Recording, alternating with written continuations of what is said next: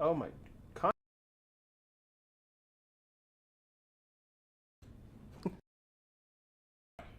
I'm live on microphone. Can they see me?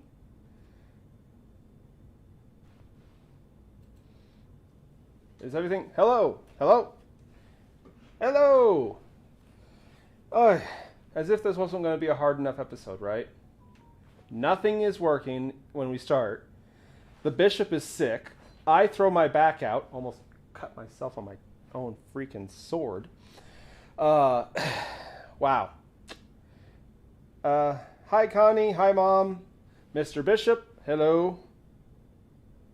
Random thing to say, Mr. Bishop. Now you guys can see me. Okay. It is so weird when you talk and then like 15, 30 seconds later is when you get people's responses and stuff like that. I hate chat rooms and social media. I'd much rather talk to someone directly. I know I'm stalling. Leave me alone. All right. Okay. We're just gonna cannonball into this, if you will. So as I said last week, September, I believe it was the 9th, if I'm not mistaken. We lost a phenomenal, wonderful person. Captain Kori, sadly, is no longer with us. For the uninitiated, so here's the thing with the late captain. Captain Kori was a content creator. He did lots of like unboxings and, funny enough, just like me, he kind of would just, talk to the camera sometimes. But he always loved to talk about like the sea and specifically pirates. So that's what we're going to be doing here tonight to remember him. He gained incredible fame, and it's funny because he absolutely was a pirate. He stole all our hearts. But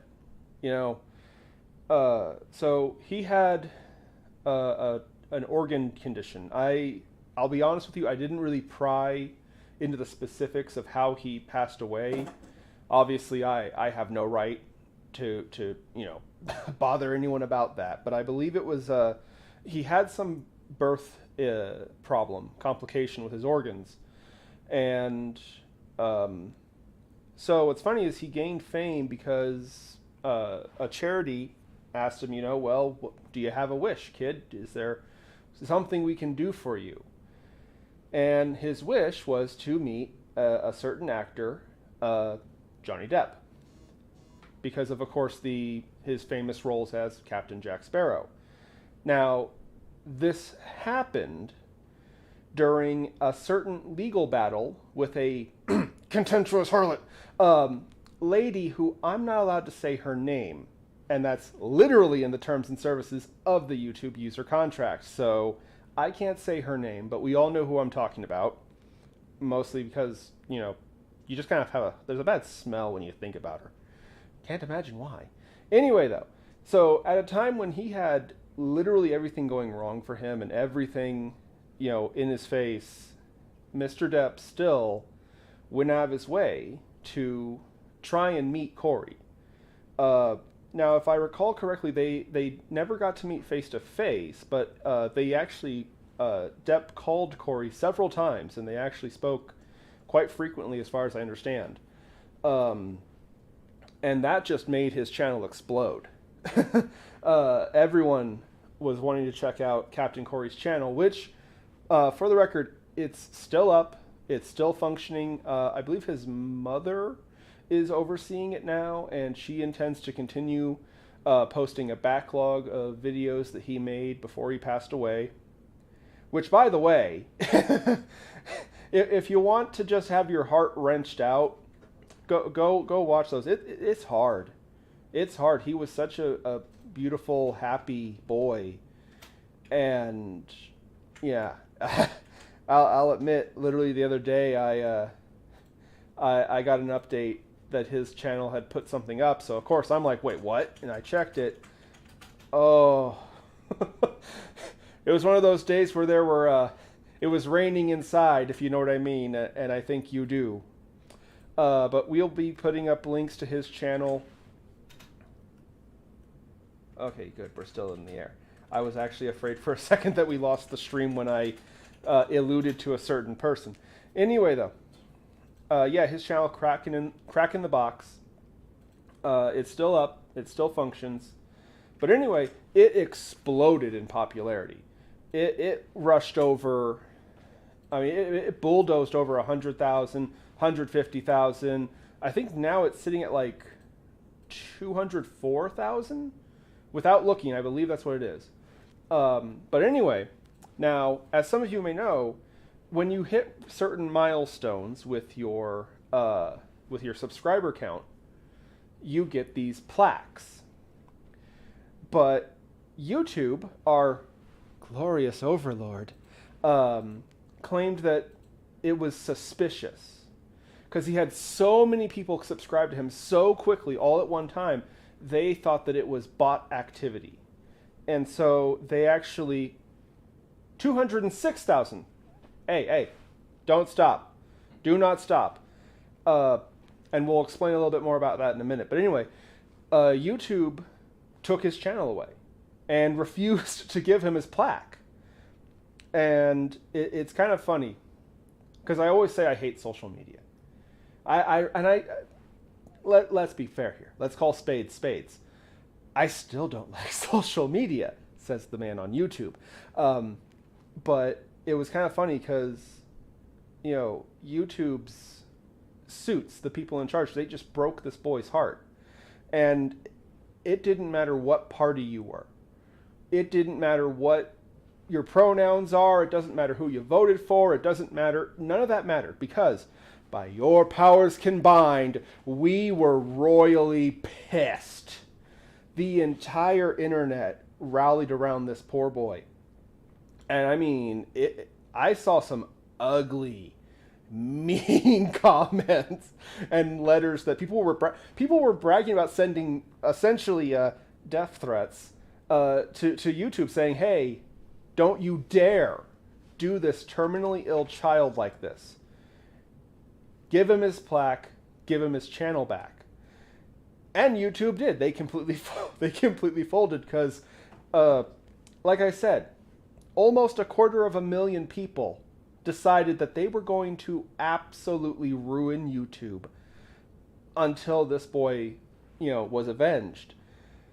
And then the funny thing is he never missed a beat.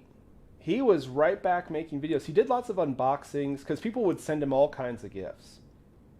It was really touching and fun. It was one of those examples. What's that meme? Faith in humanity restored. Yeah, it was one of those examples. I don't know how else to put it. He really did just rally everyone to his side, and like I said, he absolutely was a pirate. He stole all our hearts. It didn't matter what your affiliations were.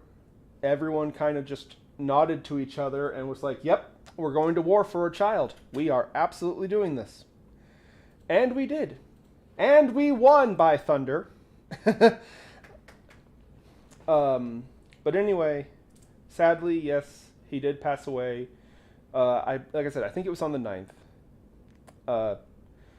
And another great example is that a GoFundMe was started, to cover his final expenses and so on. And it has just blew so far past what they were expecting or asking for. When I last looked at it, I believe they were at they had gained over 100,000 euros. I want to say, how much was it? Yeah, Bishop, you have the link, right? There we go. What are they sitting at? 50? 56,601 euro. Euro. Okay, yeah. And they had a couple thousand originally for his final expenses. It's been so supported and so much bigger than they originally planned that they're actually keeping the GoFundMe up as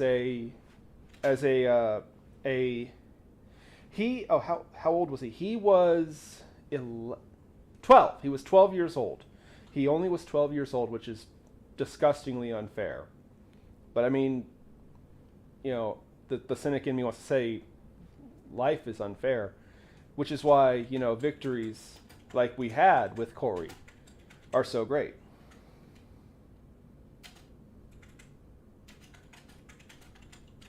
Uh, my dad's asking if someone else is in the chat.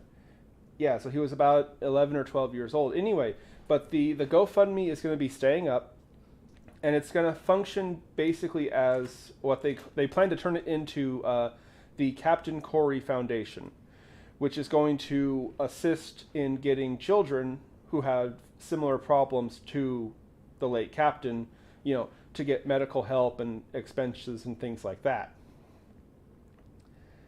I was right. I knew this would be a hard one to talk about. But, and this is going to sound tacky and cheesy, but give me this one episode, okay, guys? I don't believe in mourning death. I believe in celebrating life. And that's what we're going to do here. Hi, Tara. Took you long enough. Hi, Dad. Slowly, everyone's piling. I'm sitting here giving this horrible, sad news, and everyone's just like, hi.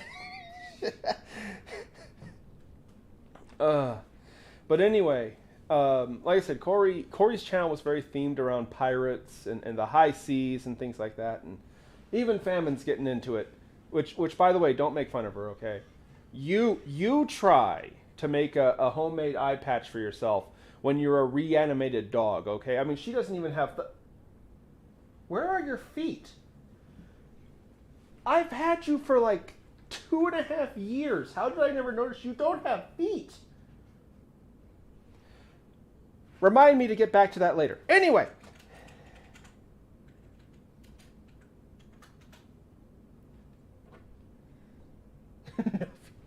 Anyway, though. Oh, my Aunt Candy might be here. Cool. What a great episode to be introduced to the show with, right? Anyway, though.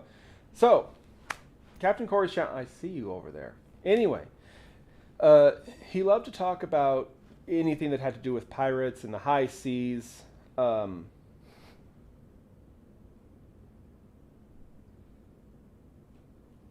want to go... Yeah, exactly. It's funny.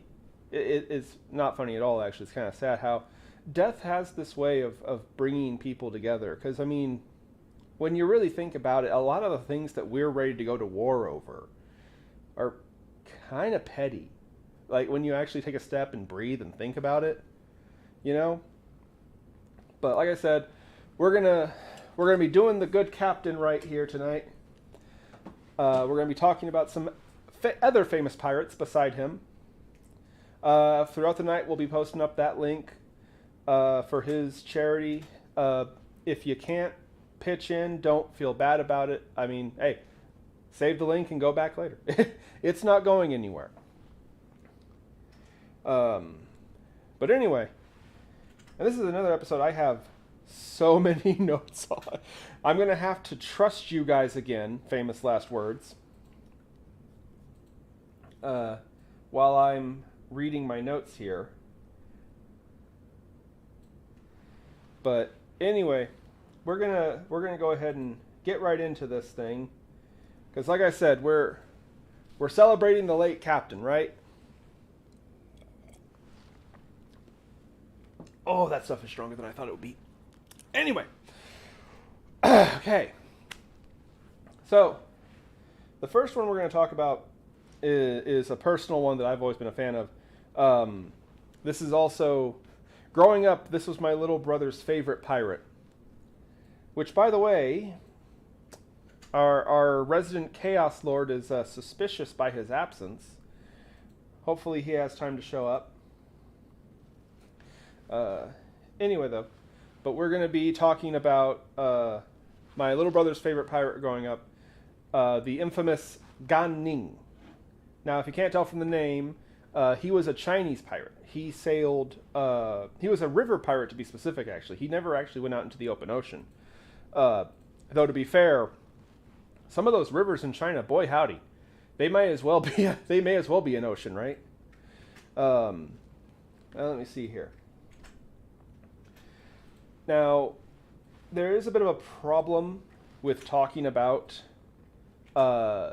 Chinese history. Certain certain political organizations that exist today have very strong opinions about what is and isn't history. Now, Ganning came from an era known as the Three Kingdoms period, or the Three Kingdoms era, which some people try to call the Warring States period, which it's not. The Warring States was a whole other civil war. Fun side note before we get into this, did you guys know that before the revolution, China spent more time in state of civil war than with a unified government? Just a random thing I'm throwing out there. Anywho, so the problem with Ganning and a lot of figures from the Three Kingdoms era is that the novelization, the Romance of the Three Kingdoms, for a long time was the most accumulated information we had about the time frame. You're talking about decades and decades of conflict with various powers rising and falling. Tragically, a lot of history got lost, and for a long time, this book was considered the authority on the Three Kingdoms. The problem is that it is a, how do I put this? Dramatization. There are certain stories and events and even characters who are exaggerated or tweaked a little. So the modern government of China does not acknowledge the Romance of the Three Kingdoms, and because of that, does not acknowledge a vast majority of the information we actually have to go on about these figures and people. So, disclaimer, I'm going to talk a lot about what is mentioned in the Three Kingdoms novels, even though they're, in my opinion, they're barely novels. I mean, seriously, until a couple decades ago, it was considered the source of information. But that's a bit of a problem when you deal with China. But anyway, now, Ganning himself is kind of an enigma. We have very, very little information actually about him outside of the novels. But we know that he was born probably around the year 170 AD. Roughly. In that ballpark. Now, a lot of stories claim that as a boy, he was a ruffian. He loved to pick fights, especially with people that were bigger than him. They sometimes referred to him as, in his hometown, they referred to him as the little vigilante, because he would specifically pick fights with bullies and stuff like that. It's funny, he had this kind of weird code that he lived by. Basically, if you treat him nice, if they treat you nice, treat them better. If they treat you bad, treat them worse. And that was kind of his philosophy for most of his life. He was either a wonderful friend to have or a feared enemy, even when he was a little guy. Even before he grew up and learned how to, and I'm not joking, by the way, he used a weapon known as a meteor hammer. Now, for the uninitiated, a meteor hammer is basically a weight of some kind, like a rock or a piece of slag, tied to the end of a rope. And sometimes you have them tied to both ends of the rope. And you loop it behind your back and you swing it either around wide, or you can actually throw it. And because it's on a rope that's around you, you just pull it back. Terrifying weapon, actually, to watch. If you ever find a video demonstration of them, they're pretty gnarly. And accurate. You wouldn't think a piece of heavy object on a rope would be accurate, but no, some of those people who use them modernly, they do tricks and stunts with them all the time. Really cool weapon. Anyway, but like I said, we don't know too much about him. There's even some stories that he invented that weapon, which is kind of funny. You think about it. It's like someone had to think of the idea of, wait, if I put a heavy object on a rope, but someone had to think of it first. Anyway, and it's funny because as he grew older, he got into piracy, and it really doesn't say how or why. He just did.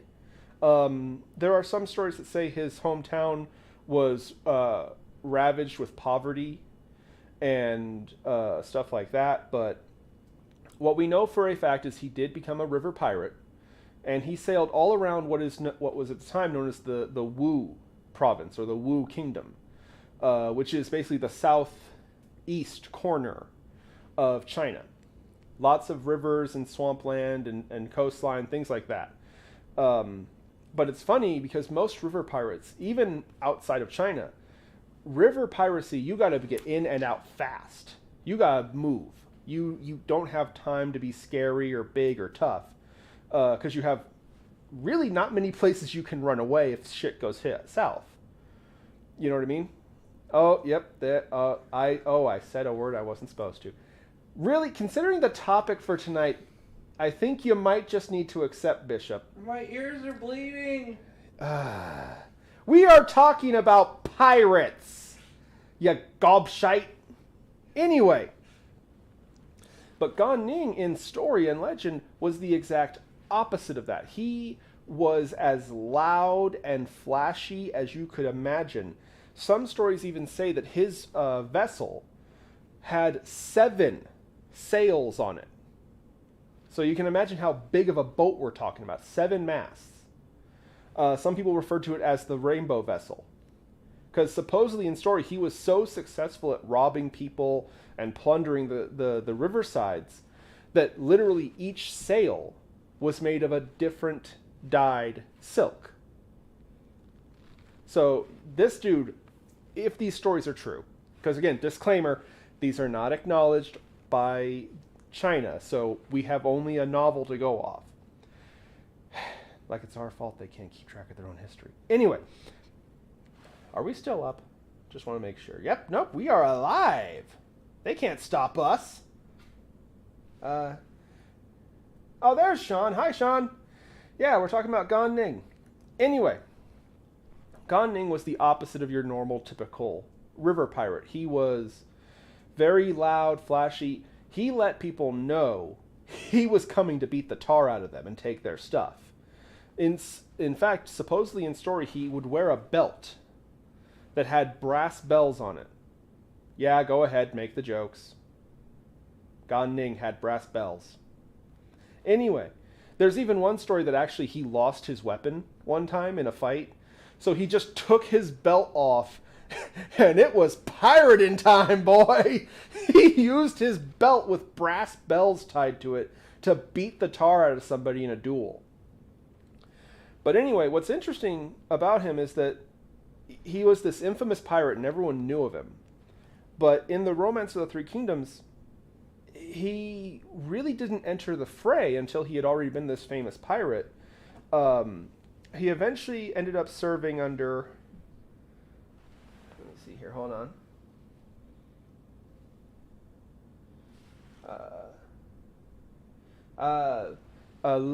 Liu Zhang.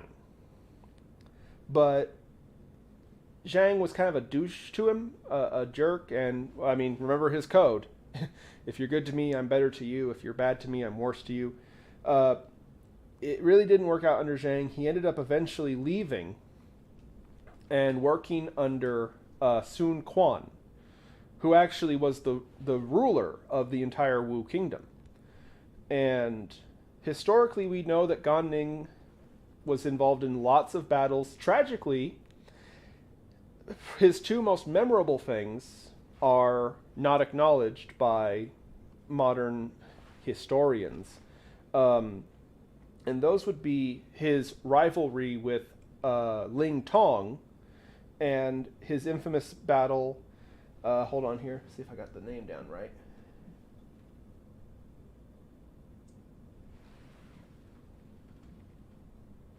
Rushu. The Battle of Rushu. Battle of Rushu was very interesting. So there was this fort that everyone considered impenetrable. There was no way they could remove this thing. It was under the control of the northern region of China, which was known as Wei.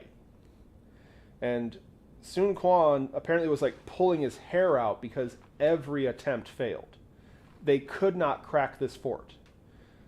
But supposedly Gan Ning was like, seriously? Dude, get me and my old pirates back together. We could have taken that thing down overnight. That's nothing. That fort has a huge weakness, and I'm disgusted you don't realize it. So what he was alluding to is that the Rushu fort was not built nearby a river, and it had no well. There was no spring nearby it to draw water from. So even though it seemed super strong and impenetrable and super well stocked, it didn't have any water. And Gan Ning, knowing the river system and all this, was like, all you have to do is wait until they have to open the fort to go get water. And then you could slip inside. And so, supposedly Sun Quan actually was very upset by this accusation that, Gan Ning back in his pirate days could have taken this fort, but Sun Quan's army can't. You don't say that to a Chinese king. And so he said, well, Gan Ning, if you're so sure of it, tell you what, we'll find you your old crew. Most of them are probably in prison by this point. And you can take them and try and take Rushu. So Gan Ning apparently decided he was in a bad mood. He said, I'll do you one better. I'll take the fort with my 99 old pirate buddies, and I won't lose a single man. And so he literally, in the book, he challenges his own boss that he can do this. And so, sure enough, they rallied and gathered 99 of his old pirate buddies, which, by the way, pirating is apparently a huge thing in ancient China. Like, the numbers are staggering. Real quick, who here even knows 99 people? And this guy had 99 former employees. I don't think I know 99 people. But anyway, so what they did was, instead of having helmets, they all wore turbans. And each one had a white feather put in it. Now, the reason is that, so he couldn't lie about it. The feather was white because if the person, hypothetically, wearing this turban with the feather was killed, well, obviously blood would stain on the feather. So that way they couldn't be like, oh no, Bob died. Hey, you, over there, you want to be Bob? But here's the thing. Gan Ning actually pulled it off, because what he did was he took his 99 guys and he put a stick in each of their mouths so they were gagged, basically. And he hunkered down in the reeds by the river. And he just sat there and waited until he heard people talking in the dark. Now, some of you might be wondering, what does that matter? Well, simple. No one's going to send out troops to go get something as important as water in broad daylight. Your enemy's going to see you and they're going to, attack. So Gan Ning knew that these dudes had to be moving in the cover of darkness. Now, his men are gagged. They're not going to make any sound. So who's talking out there in the middle of the dark? The enemy. Which means that the fort must be open now. So, when he hears these dudes shuffling towards the river to collect water, he stood up and shook his belt, ringing his bells, and that was the cue for all his men to get up and rush into the fort. Now, Gan Ning was even more clever here, because rather than drawing their swords and getting ready to fight, his men scattered all through the fort with torches and dry reeds, and just started burning anything. Burn the tapestry, burn the bed sheets, burn the rice, burn the barrels, burn everything to the ground. And the thing is, this caused so much panic and confusion. The guards now, the people guarding the tower, the fort, now they have to choose between trying to save their grain, save their supplies, or attack these raiders. Meanwhile, the raiders are literally just turning around and avoiding the guards anywhere they go. So it was a violent battle that had no fighting. And meanwhile, there's archers on the walls of the fort, but they can't shoot into the fort in the dark. By just the torchlight, there's too much of a chance they'll hit their own guys. So the Wei army has no idea what to do, what is going on. Meanwhile, Gan Ning is just running around ringing his bells, setting anything flammable on fire. And if it's not flammable, throw some reeds on it and set the reeds on fire. And the whole thing was just wham bam done in like an hour's time. He was in and out of there, back onto the river, onto a boat, and gone. And what's funny is he returns to, his master Sun Quan, and Quan's like, well, where's my fort? And Gan Ning told him, in an hour, it'll be yours for nothing. Just wait. Of course, Sun Quan's like, no, I want this fort taken down. You said you could take this fort down, and now you're saying I have to wait longer. What is this? Well, about an hour later from that, scouts reported that the Wei forces were deserting the Rushu fort because they had no supplies. They couldn't hold the fortress anymore. And by the time they could get reinforcements to come and bring more supplies, the Wu forces could move in and attack anyway. So the smart thing was just book it, get out. The fort is literally no longer worth it because it doesn't have any supplies. And so, sure enough, guess what? Within an hour, losing no men and basically having no fighting per se, Wei lost Rushu and Sun Quan had it for free. And it's funny because a lot of people say that it couldn't have happened like that. Because there's no reason for Gan Ning to have animosity towards Sun Quan at that time. Maybe. But it's a really cool story. I'm sorry. I love that story. What's funny is Gan Ning from then on became synonymous with feathers. You can look at any artwork of him. You can look at any adaptation of him in a video game or... there's lots of games with him, by the way. The Dynasty Warrior series is based off this. Gan Ning is playable in I think he's in every single one of those, actually. There's like 9 of them. But anyway, he's always depicted with feathers because of those white feathers that his men wore. And, of course, they were all fine, by the way. I mean, that's what happens. If you don't fight your enemy, you don't lose men. Go figure.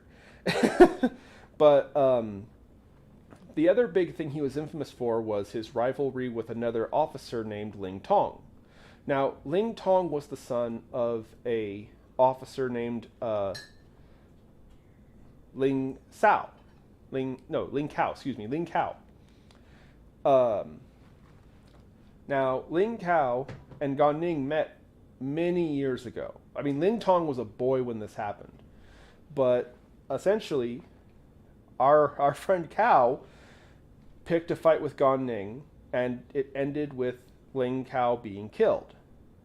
Now, from everything we can tell, it was self-defense. Gan Ning was defending himself, and unfortunately, when your weapon of choice is a big, heavy object on a rope, you're not so good at, my D&D nerds will get this, non-lethal attacks. You know what I mean? And Ling Tong, Ling Tong, you might be surprised by this. He bore a grudge against the man that killed his father in a duel. Now, again, this is disputed, and a lot of people denounce it, but Ling Tong tried 3 different times to kill Gan Ning, and every time he was stopped. One time, Gan Ning actually made it a big joke, because they were at this big dinner party thing, and Gan Ning was just sitting there having drinks when Ling Tong comes out of nowhere with a sword, and so Gan Ning rolls out of his seat, steals someone else's sword, and it's like, oh, you want to do a sword dance? That's a great idea, Ling. We can entertain the crowd here. And everyone else is just horrified, because again, remember, by this point, Gan Ning is a war hero. Everybody loves Gan Ning. And they're like, Tong, what the hell is wrong with you? Stop it. Supposedly, Sun Quan himself even threatened Ling Tong, saying, look, I'm sorry he killed your dad, but he's super important to our army, so you're going to have to just let it go. Because quite frankly, Gan Ning is more valuable than your father was to our army. As you can imagine, Ling Tong didn't take kindly to hearing that. And he basically threw himself into any fight he could get in. Tragically, the forces of Wei realized, hey, wait, this Ling Tong dude is a hothead. We can provoke him. We can draw him into ambush, which they did. Supposedly, this enemy army showed up to a fort and called out Ling Tong, demanding a duel. Now, some of you might think that doesn't make any sense, but you have to understand ancient Chinese tradition. There was always officers would always fight in one-on-one duels before the two armies would actually clash. In fact, sometimes battles would be avoided because, oh, well, our general got his butt kicked. Shoot, we can't fight now. No, literally, that was a thing. There were times when whole armies, ready to go, would just turn around and leave because, our guy lost a duel. Damn. So this was normal for the time. It was like, okay, sure, I'll come out and fight you. And he rode out into battle. And as the story goes, he was a cavalry fighter, by the way. He fought with a spear on a horseback. And the enemy general, hold on, see, do I have his name?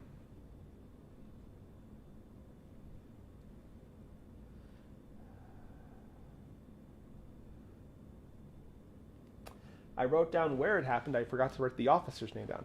This was at the Xiao Yao Ford battle. But basically what happened is Wei had an officer lure him out into a fight, and then a sniper shot Ling Tong's horse, which, by the way, as you can imagine, is a dishonorable tactic. You don't shoot a man's horse out from under him. You shoot the man and fight him fair. So Ling Tong goes to the ground, and a whole bunch of dudes rush towards him to capture him. And out of nowhere, this one single arrow flies out, just passes Ling Tong's head, and nails the Wei officer square between the eyes. Suddenly, the Wei guys realize, oh, crud, they have a sniper too. So they run back off. And Ling Tong is able to escape back to his fort. And he runs up to, in the story, it's Sun Quan himself, but to be fair, it's kind of unlikely that the ruler would be at some little fort, But he runs basically, Ling Tong goes back inside, saying, who shot that arrow? Who saved my life? And then he sees Gan Ning standing there holding a bow. He did not take this news well, as you can guess, but yes, Gan Ning fired the arrow that saved Ling Tong's life. And Ling Tong did not take it well. He's like, you of all people, why would you save my life? I've tried to kill you 3 times. You murdered my father. What is this? What are you doing? And Gan Ning just told him straight up, it's like, well, yeah, but here's the thing. When I killed your father, he was my enemy in a duel. That's what you do. I'm sorry, that's how a duel works. You and I both serve the same army. And in battle, it is more important to save your ally's life than to kill your enemy. So even if we're enemies, I still have to save you. And this just completely shattered Ling Tong's mind. He was like, I tried to kill you 3 times and you saved my life. And so as the story goes, Ling Tong basically was like, can you forgive me? Can you forgive me for trying to kill you so many times and all that? And Gan Ning just told him, tell you what, I killed your father once. You tried to kill me 3 times. So that means you still owe me for 2. We good? And after that, they actually became very close friends. Gan Ning would jokingly call Ling Tong his little brother. And they they loved to compete with each other. They would literally have drinking contests and play games together. They would, Tolkien fans will recognize keeping track of how many enemies they take down. Literally, they would keep tallies and be like, 17. Hey, that only counts as 1! Damn it. But no, they became the closest of friends. Even though they'll found any excuse to push each other. And it kind of came full circle in the end, at the Battle of Xiaoting. So historically, there's no documentation of this battle ever happening. It only exists within the Three Kingdoms novel. So take this with a grain of salt. Officially, we don't know how Gan Ning died. In the book, it says how he dies. He was shot in the back of the head by... I wrote this down, I know I did. Sha Mok. I'm not joking, that was his name, Sha Mok. He was shot in the back of the head. Now, the funny thing is Gan Ning was not alone. He was with Ling Tong and Zhou Tai, who was another friend of his. Zhou Tai charges at this sniper, Sha Mok. Which, by the way, that's balls, right? That's some brass bells, isn't it? Oh no, a sniper shot my friend. I'll run at them with a sword. Funny thing is Sha Mok realized he was spotted, so he dropped his bow and ran away. And Zhou Tai just ran his butt down and hacked him to pieces. Meanwhile, Ling Tong stayed with Gan Ning. And as the story goes, Tong was like, "It's okay, it's all right. We can get you back. We'll get you back to camp. They'll patch you up. It's all right. It's just an arrow to the back of your head. You'll be fine. You know? Yeah. No, you walk it off. You can walk it off." Gan Ning shoved Ling Tong away and said, "Don't do this. Don't treat me like I'm a child. I'm older than you, for crying out loud. We both know I'm not going to live. This wound, I'm dying, Tong, okay? You need to accept this." And Gan Ning told him, "You want to help me? Help me walk over to the riverside. There's a river nearby here. We can make it if we run. Or if you carry me. We can make it there. I'd rather die by the riverside than in some stuffy tent with a bunch of doctors surrounding me trying to comfort me." And that's what he wanted. He wanted to die in nature. He wanted to die by the river. So Ling Tong picks him up and carries him to the riverside. And that's the only account of how Gan Ning has passed away. That there's no other stories about how he died. There is also a claim that when they got there, Ling Tong basically propped him up against a tree and just sat there and held his hand. Like, I mean, there's not else you can really do, you know? But supposedly when Gan Ning died, there was this huge flock of crows that all just started pitching a fit, cawing and flying around in a big circle. Now, again, I'd be willing to bet that probably isn't how it happened. I mean, if I had been shot in the head with an arrow, I don't think I'd be able to argue with someone about where I want to die. But here's the thing. We have no other documentation about how he passed away. We know that he eventually died. I mean, for crying out loud, this was, around 200 AD. He eventually had to go. He's not a 1,000-year-old vampire. But he was friends with Ling Tong. He hated being in the cities. He loved to be outside. He loved the water. He loved his rivers. Personally, to me, it makes sense. It makes sense. He knew he was going to die. He knew he was fatally injured. I mean, to be fair, chat, help me out here. What would you rather? In some stuffy hospital bed with a bunch of doctors poking and prodding at you, or outside by a river? Where do you want to go? We all know it's going to happen. By the way, this is totally a show about death. Spoiler warning. So personally, while no, I highly doubt that a whole flock of crows mourned him when he died, the story about him dying with Ling Tong by the river, personally, it checks out. You know, I mean, we don't know how he was shot in the head. We just know that he was hit in the head. It's possible he could have been alive for a few more minutes. You know? But, yeah, that's the legend of Gan Ning, the pirate of the seven sails.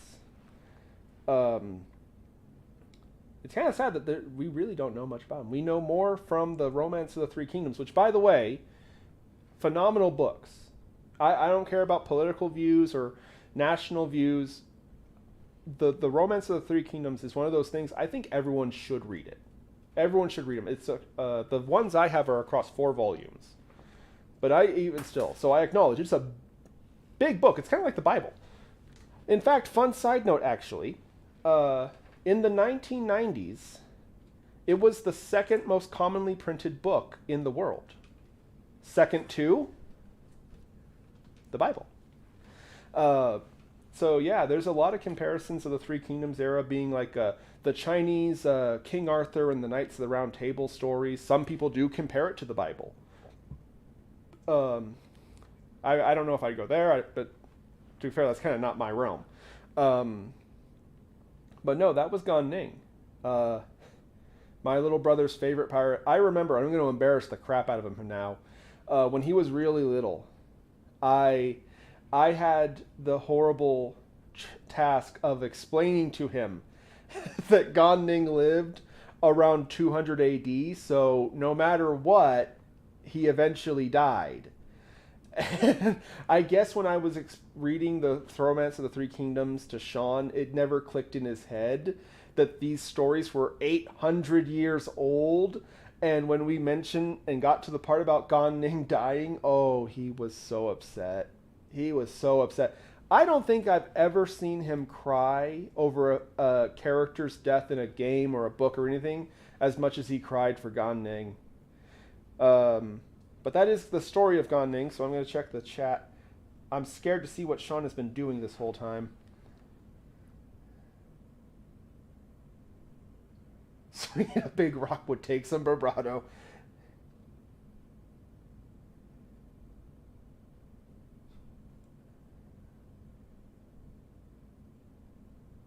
Oh, chat had... oh, there you are, Mr. Bishop.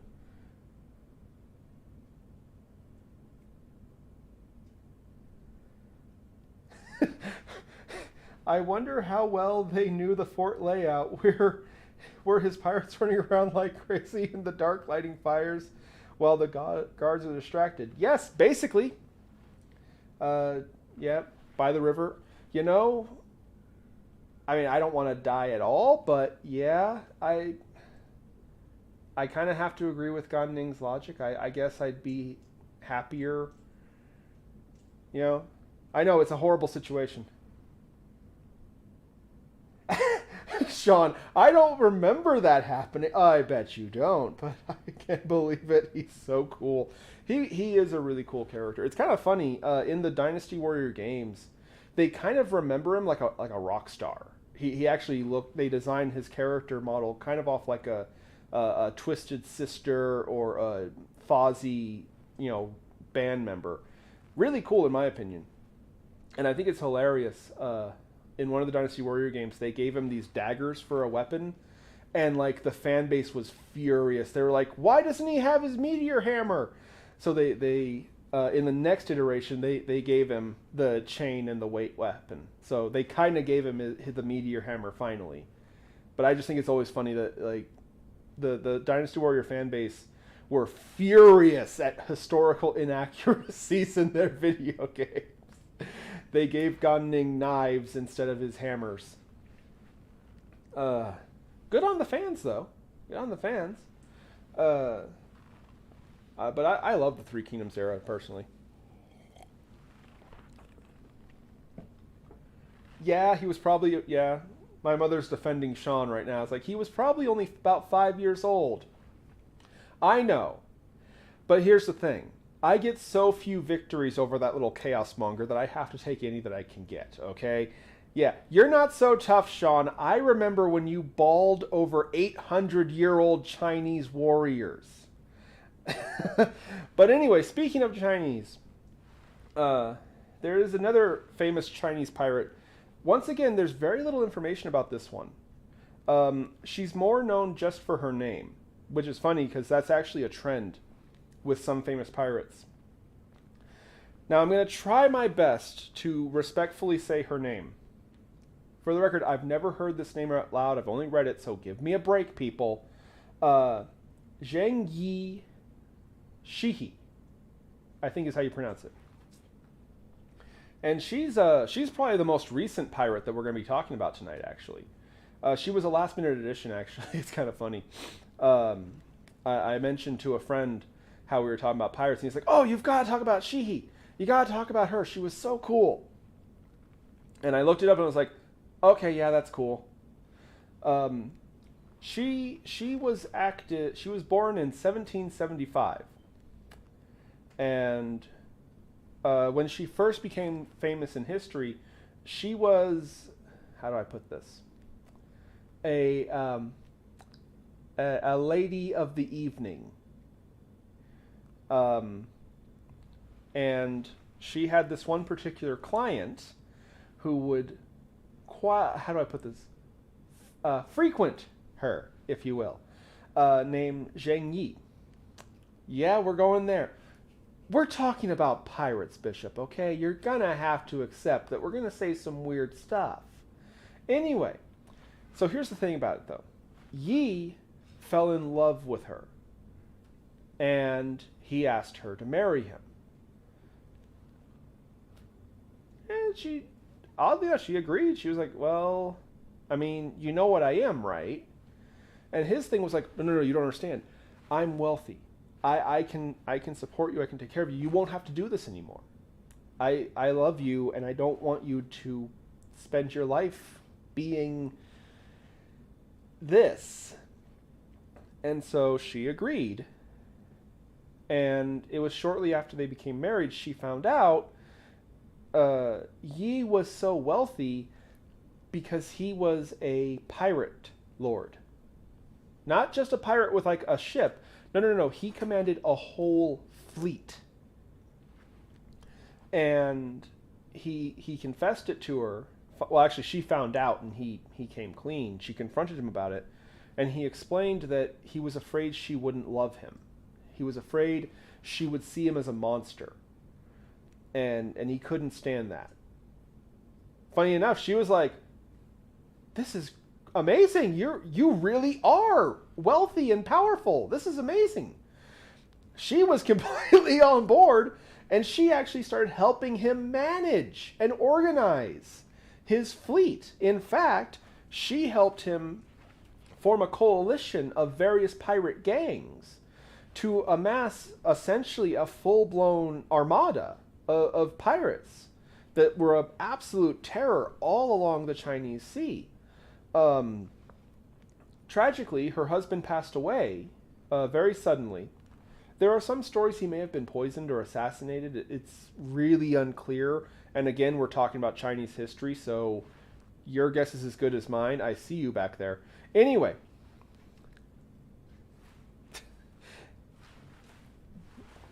Hello.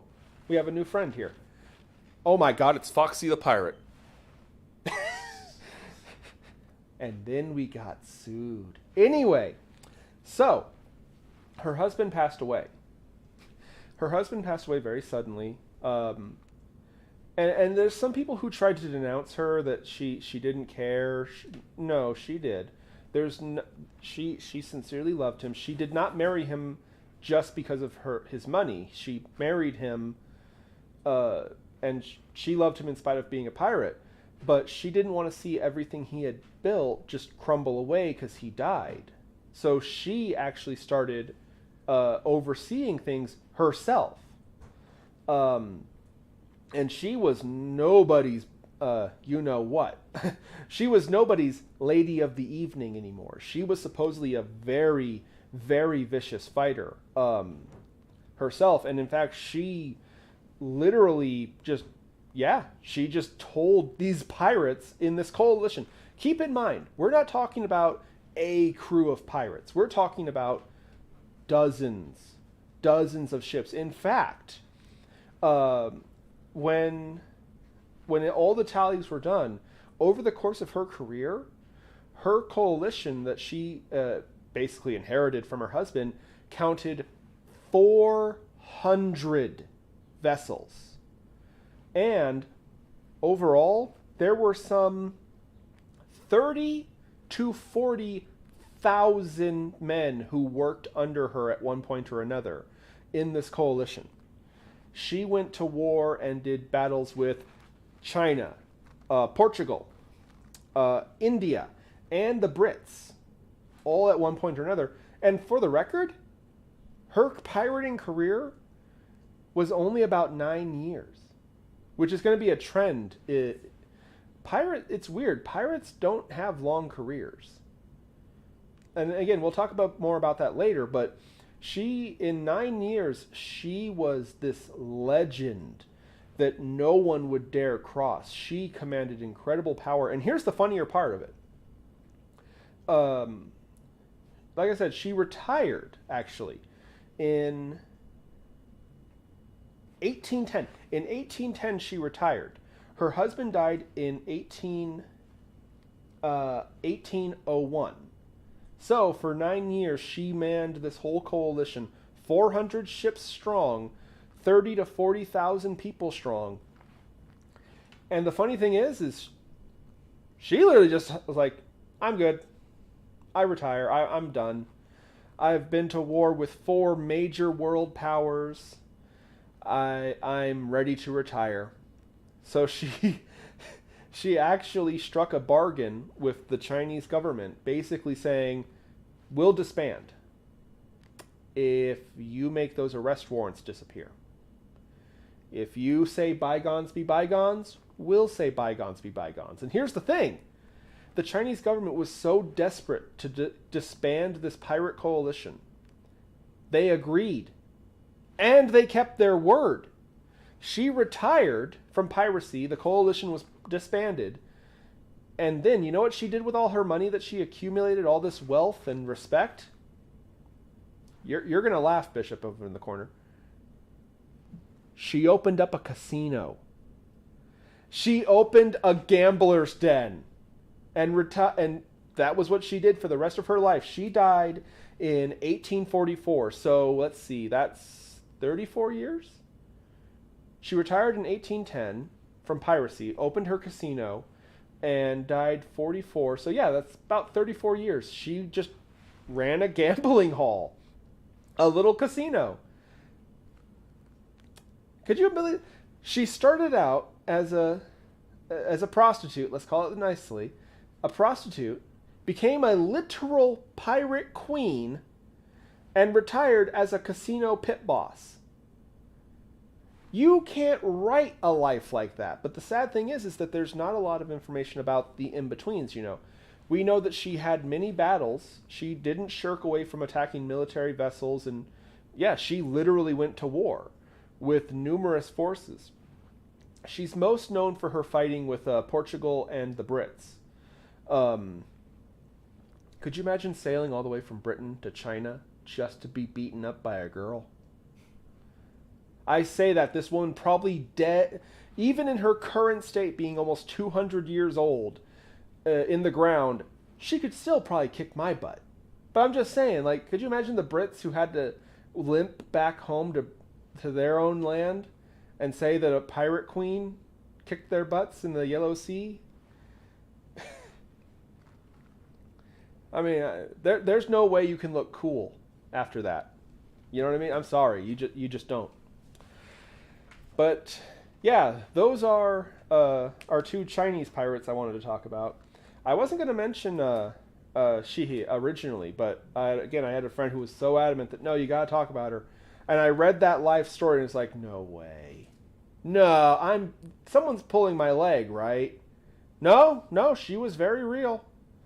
Of course, again, thanks to certain political factions, we don't have a lot of information about her. But yes, the Chinese Queen of Piracy commanded 30 to 40,000 sailors across 400 ships. You know, actually, I have Bishop, you can check this out. How many ships are in the U.S. Navy today? 1,000 probably? Well, while you do that, I'm going to talk to the people here.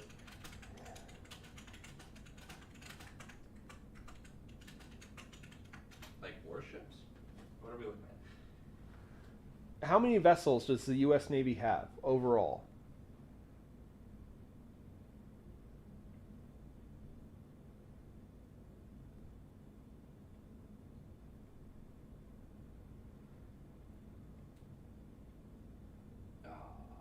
About about 490 ships, active and reserve.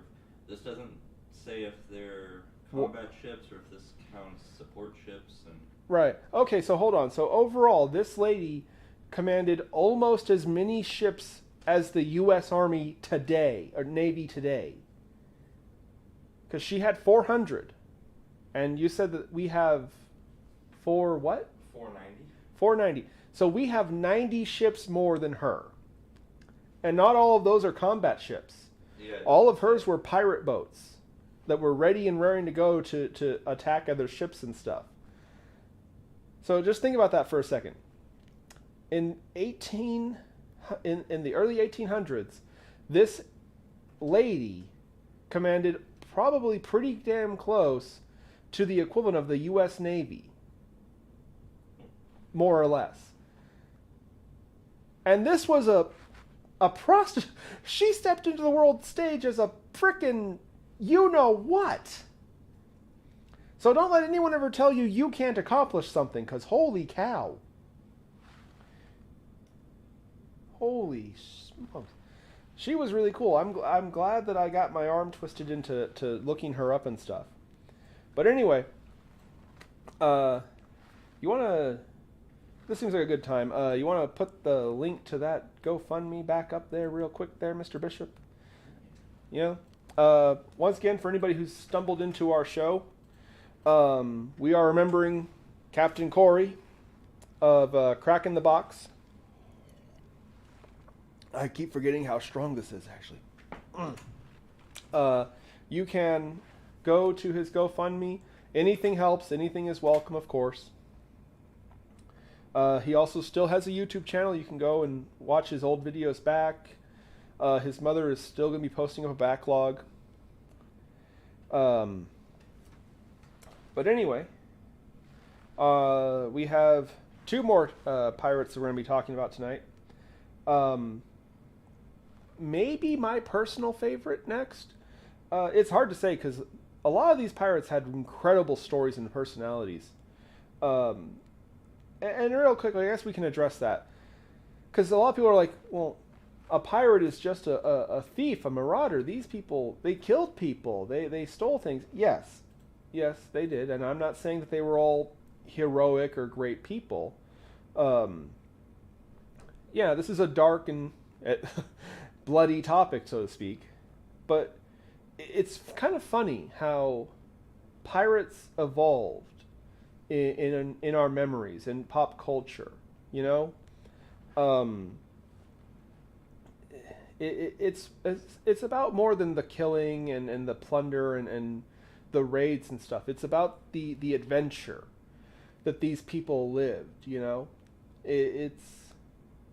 And I know some people will be like, well, that's just remembering the pleasant parts. Well, screw you, it's fun. You know? I mean, like, seriously, look, let's all drop the facade here, okay? Every last one of us at some point or another has wrapped some kind of cloth around our head and pretended to have one eye or walked with a fake limp to have a peg leg kind of thing, and we're ready to swashbuckle. Okay, let's be completely honest. Oh, don't you even look at me like that, Bishop. You know damn well you did. I'm a pirate. Anyway, so, don't you dare! Oh, he hit the microphone. Hi, Choopy. Choopy. We're good? Yeah. We're still good? Yeah. He bounced off of me and hit the microphone in case anyone's doesn't know. So, yeah. But as I was saying, pirates they're more than what they just did. They're the stories they left behind. They're the characters that they became. You know, it's funny because it's like, no, we're not glorifying killing. We're not glorifying pillaging or raiding or burning, anything like that. We're glorifying the adventures they had. And it's funny because a lot of these pirates, you know, yeah, they were remembered as, you know, these ruthless killers. Oh, maybe they were. But that's not what you ever talk about. You notice that, right? When people talk about pirates, we don't talk about, you know, them actually killing people. We talk about them, you know, having sword fights and, you know, and what's the important thing about Gan Ning? How he died with his friend. you know? And that'll actually come in handy. We'll come back to that in a little bit later tonight. But it's like I said, it's piracy, the crime, is such a small component of the mythology of pirates. It goes so beyond that. And part of the reason that there is this beauty and glory to pirates is because of our next guy. And I'm curious if anyone will recognize this name. The Water Dragon, Sir Francis Drake. I'm hoping that at least a couple people know.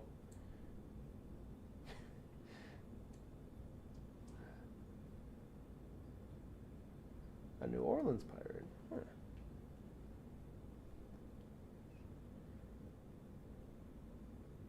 Two cameos by plushies in one episode. What's going on? Yeah, you little chaos monger. Anyway. So Francis Drake. Sir Francis Drake he probably had one of the longest careers of any pirate. And there's some really murkiness with him in the beginning. So, growing up, I always heard of Sir Francis Drake, and I've known of his legends. I've always heard the story that his father was murdered by a Spanish captain. And Drake swore vengeance. He swore that he would kill the captain that murdered his father. I've heard people say that, what was his name? The Spaniard from The Princess Bride was actually based on Francis Drake. Which would be ironic to remember Francis as a Spaniard. Now that I think about it, that seems kind of like a low blow. But here's the weird thing when I'm studying this, because again, this is the story I always heard. I always heard Francis Drake's father was a sailor who had a ship that he would charter out to transport merchant goods. Well, one day while they were out transporting supplies, a Spanish ship flagged them down, and they thought, oh, they want to do some trade. Cool, let's pull on aside them. And then the Spaniards came on their boat and said they were commandeering it. Francis's father said, no, you're not. And then the captain killed him. But because Francis was just a little boy at this time, they were like, well, it'd be wrong to kill the boy. After they killed his father right in front of him. So they put him on a dinghy and pushed him off towards the direction of land.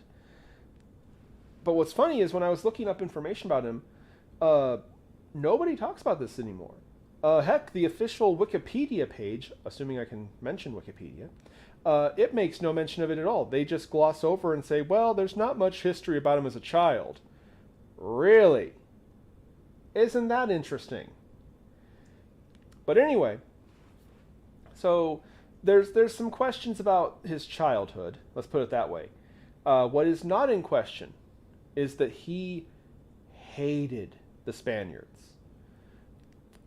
Personally, I don't understand why would he hate the Spaniards so much? I mean, if they killed his father, I could understand it. Sure, that makes sense. But there's really no explanation for his despisal of the Spaniards. Officially. Funny how that word keeps coming up with pirates, isn't it? You know, outlaws, people who lived literally committing a specific kind of crime, and yet we have an official account of their lives. How does that work real quick? Anyone in the chat can understand that one? Because that just makes my head hurt. There's official and unofficial accounts of pirates. Anyway, though, back to my point. What we do know is that he kind of came onto the scene working for the Hawkins family business. And there's no pretty way to talk about this. We're going into uncomfortable waters here, so just buckle up. The Hawkins were slavers. Now, there's a lot of discussion about Drake himself and slavery. most people say that he was so young, he would have only been around 18 or 19 years old when he first started working with them. He was a deckhand. He was really of no consequence. A lot of people defend him, actually, saying that he likely was just a dude, doing menial tasks on the boat. He most likely wouldn't have been involved with the actual kidnapping and enslaving people. Other people argue, oh no, he was right there. He was very ambitious and he wanted to captain a ship.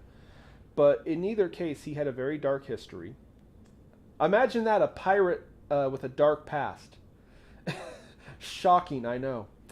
Anyway, though, he worked for the Hawkins family for several years, but he was only part of actual 4 campaigns. The 4th one ended very, very badly. So, and this is something that no one ever talks about, but we're going to discuss this real quick with slavery, because unfortunately we really can't talk about Drake without talking about the slave trades. He was very tied to it. A lot of people kind of blanket the slave trade as it was all of Europe together against poor little Africa, and it's not how it was at all. There were several different slaving companies from all over the world that were plundering and blighting the continent of Africa. That's just the truth of past. But some countries were more friendly towards slavers than others, and very often, actually, it was pretty normal for one country to attack another country's slavers.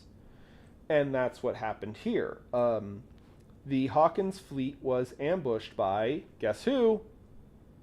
Spaniards. And in the chaos, from the ship he was on, Drake saw the flagship go down. And so he was like, oh, we're screwed. The flagship is down. That means that the commander is down. So Drake basically stepped up and was like, hey, guys, yeah, that was the flagship that's now sinking to the bottom of the ocean. We need to retreat. We need to run away. And so Drake basically seized control of the vessel he was on, got it to turn around and flee. Here's the problem. John Hawkins, the head of the Hawkins family, survived the sinking of his flagship and actually got back to merry old England, where he accused Drake of being a mutineer and claiming that Drake knew about the ambush and basically helped the Spaniards. Which, by the way, even though officially the Spaniards didn't kill his father, he took incredible offense to the idea that he would ever cooperate or help the Spanish. He was furious. He was more mad about being accused of collaborating with Spain than being a mutineer. So, I mean, take that for a thought. Which would you be more mad about? You helped the Spanish, or you committed mutiny? Real quick, which one would you take offense to, chat? Personally, I mean, I like Spanish food. I don't have a beef with Spaniards. They're cool, I guess. I mean, they're another country that existed. I mean, I personally would be more offended at being accused of being a mutineer. Where's Jesus? We need to ask him that.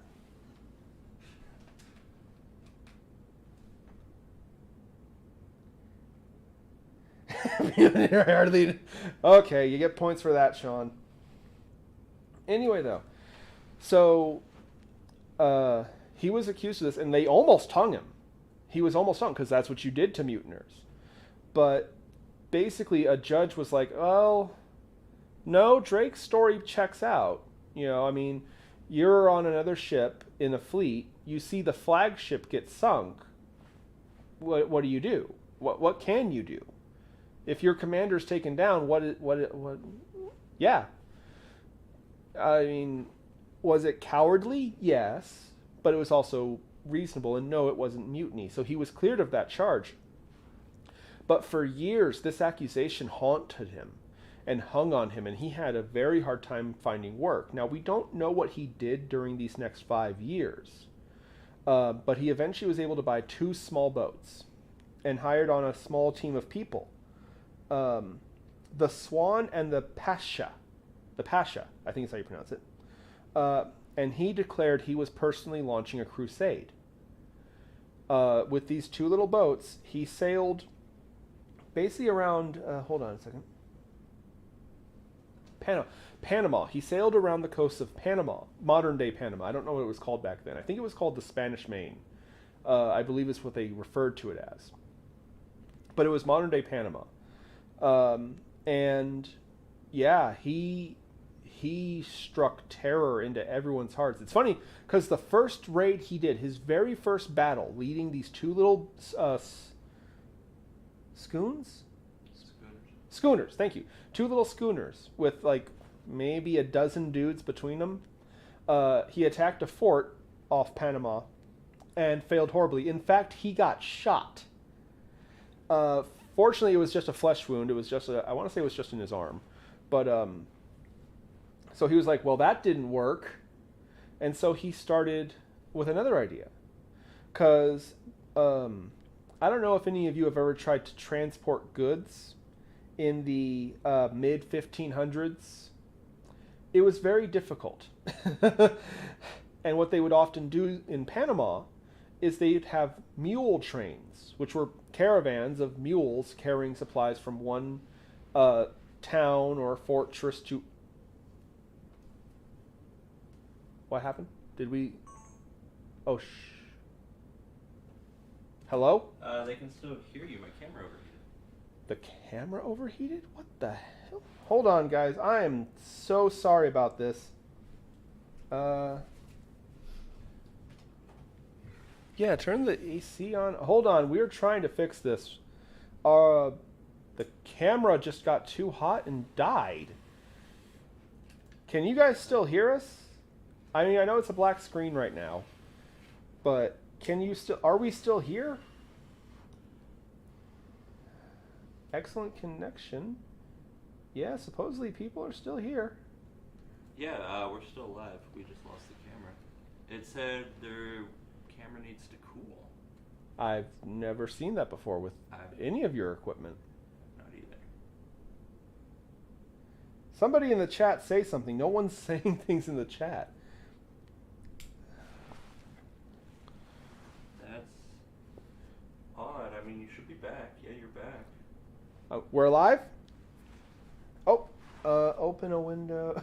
My mother, with her brilliant computer technology sciences, is like, open a window. No, we don't want to open a window. It's like 100 degrees. Yeah, yeah. Mom, I'm out in a desert. Okay. It's hot out there right now. Okay, but we're back. We're good. Okay. I think, yeah. Oh, God, the delay on this chat is obnoxious. Whoa. Heard something out there. Oh, I'm good. Love you too, Mom. I do. I'm just joking that, like, I love you, Mom. It's just that you're not the first person I would go to for computer technology advice, considering you literally made a computer cuss at you. Anyway, where were we? Mule trains, right? Yeah, mule trains. Okay. So anyway, Francis Drake realized that the Spanish were using these caravans of mules to transport stuff between settlements and so on. And a fort has cannons and soldiers and all that good stuff, but a mule caravan doesn't. So what he actually did was, his first few battles after that first failure, he started attacking the caravans between the forts. And he was quite successful. In fact, there was one incident where he ended up actually having to walk several miles alone because he got separated from the rest of the group, and his crew thought he had died. But they found him like a day or two later wandering back towards the beach, and they were like, "Captain, you're alive! How did you fare?" And he actually screwed with them. He looked all sad and defeated, and then he started jingling all his pockets because he had tons of money on him. Oh boy, Bishop, you okay? Is it that bad? It is hot. Bloody hell. I don't know why. But anyway, And yeah, like I said, the raiding raiding raiding the mule caravans proved to be incredibly successful. In fact, they were too successful. Uh, I'm not joking. They would often attack these caravans and end up with so much loot that they couldn't actually get it back to their ships. So, guess what he did? He told them to bury it. Bury it, we'll come back and get the rest in a little bit. So, the very idea of pirates' treasure, buried pirates' treasure, literally comes from Francis Drake being too good at it. Hold on here, let me see if I have the notes.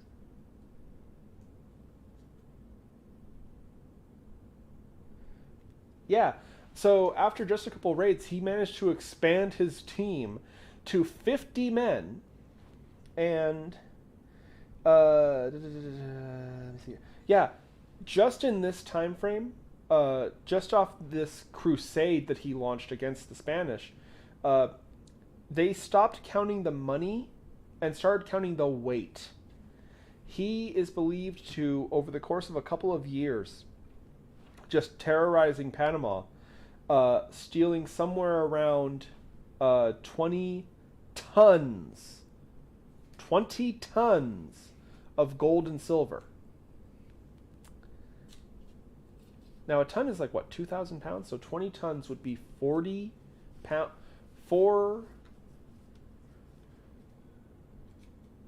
I suck at math. A whole crap ton of gold and silver. And this was just him getting started. Because like I said, he hated the Spanish. For some reason, he hated Spain, and he wanted to hurt them as much as possible. And once he got more crew, he was able to get better ships, stuff like that. He started going to town. He was so bold, he would attack Spanish ships on the water, even military ships. And once he had the money and once he had the crew and the equipment, he went to town, man. He was very successful, and he would never show mercy. It got to the point that, like, meanwhile in Spain, they're hearing stories about, Spanish galleons and treasure ships and stuff going missing. It's like, no, they're just gone. Because he would attack them, and it would be, okay, boys, grab whatever valuable stuff you want on there, because I'm going to sink it and kill every Spanish man on board. I can't imagine why he would do that.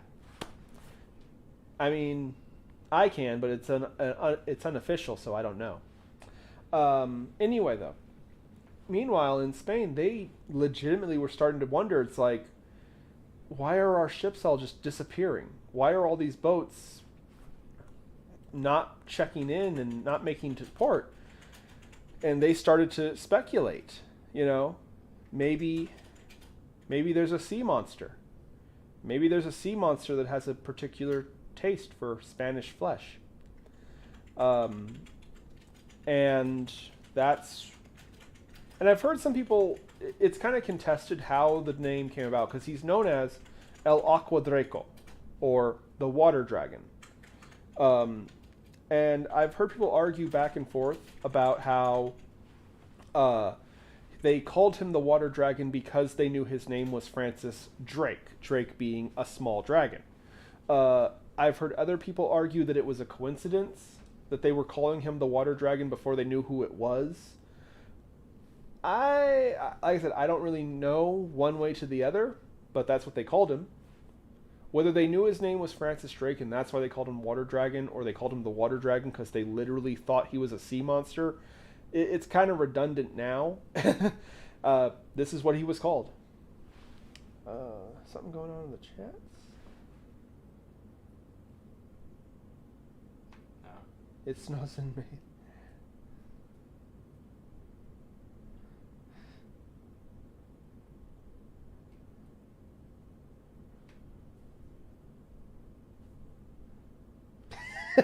Sean, Francis Drake deniers, really?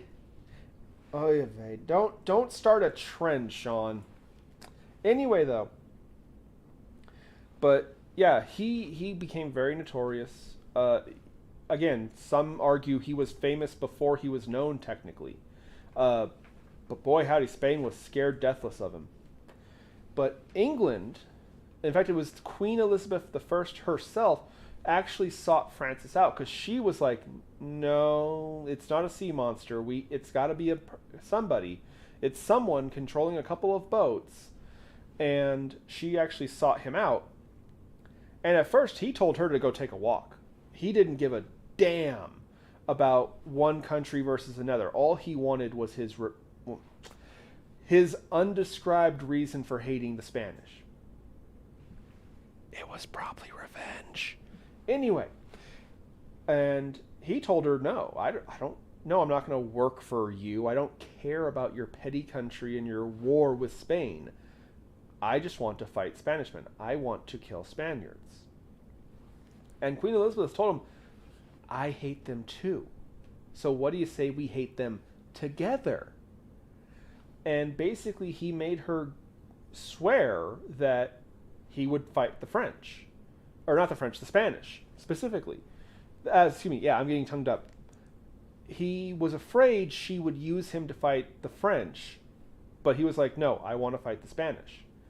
And she promised, she swore, "Okay, no, you can spearhead fighting the Spanish. Don't worry about the French." Of course, she didn't keep her word. He ended up briefly fighting against the French along the Florida Peninsula.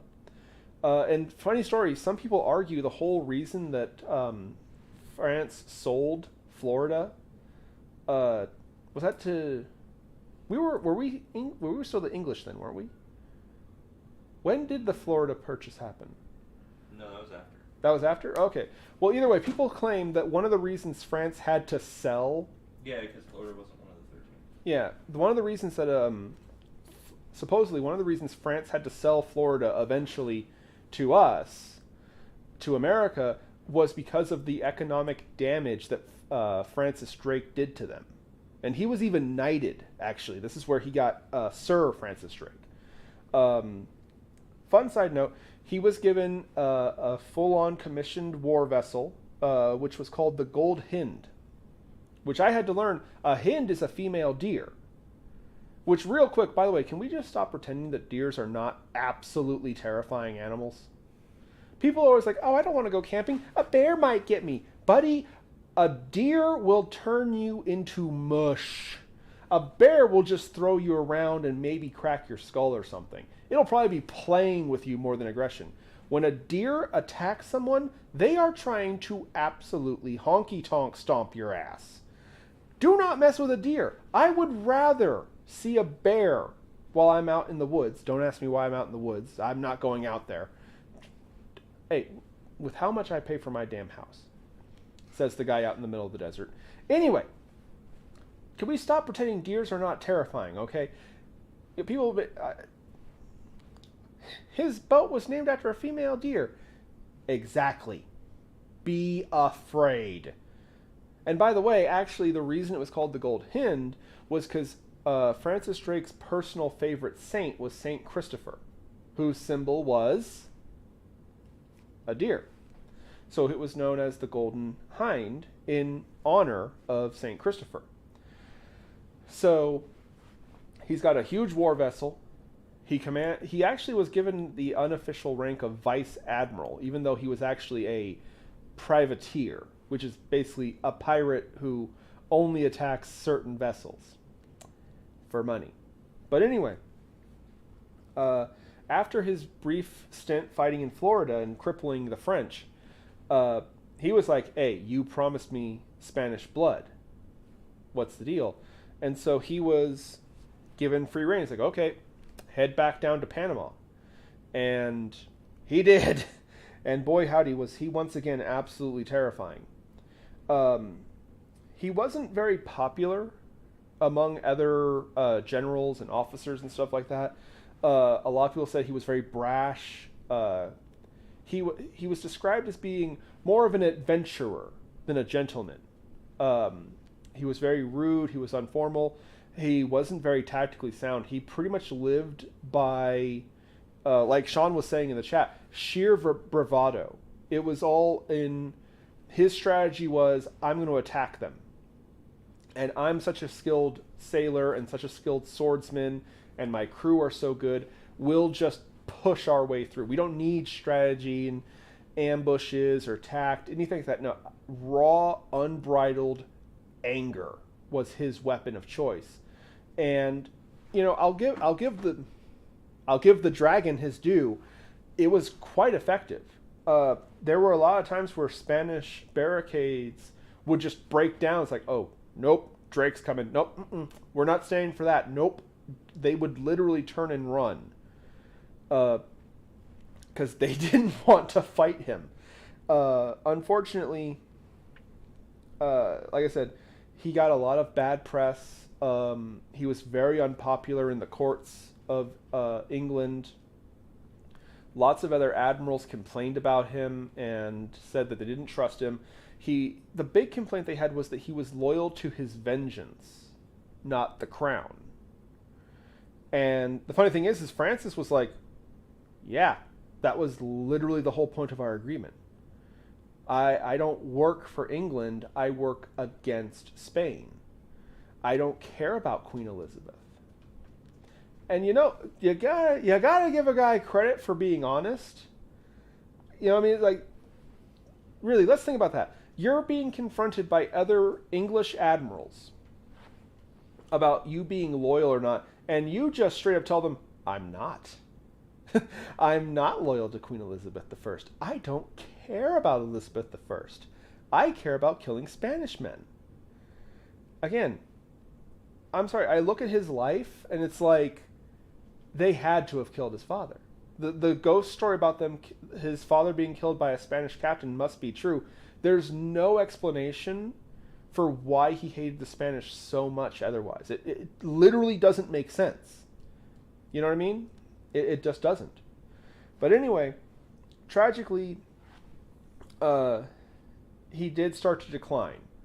The Gold Hind ended up taking critical damage, and he had to use another vessel called the Bonadventure, but that was like twice the size of the Golden Hind, and quite frankly, his fighting style, his way of commanding, was just all wrong. He was used to small, agile vessels that could charge in, Now he has this big behemoth galleon called the Bonadventure, and it was just a completely different style, and he did not take to it kindly. He actually wasn't very good. When they started putting him in these big hulking galleons, despite having twice as many cannons. The Gold Hind boasted 22 cannons. The Bonadventure had 47. So more than double the number of cannons from before. But he was just all wrong for that fighting style. He didn't know how to command those kind of vessels. Keep in mind, this is a guy who was working out of small boats, attacking coasts for a long time.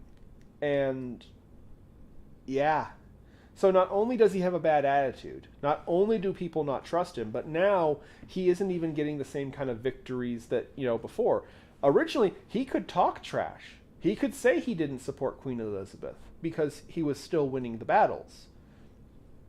And there's even some conspiracy theories that Queen Elizabeth knew he wouldn't be good commanding a galleon, and so she intentionally gave him one so that he would fall on his face because she was afraid of him being too powerful. If he had a small vessel, he could tear anything apart, but as a big hulking brute, he failed. But anyway, he ended up, once again, the Bonadventure ended up getting damaged, and he had to go to another vessel, and he had, the last flagship he commanded was, ironically named, Revenge. And it boasted 50 cannons.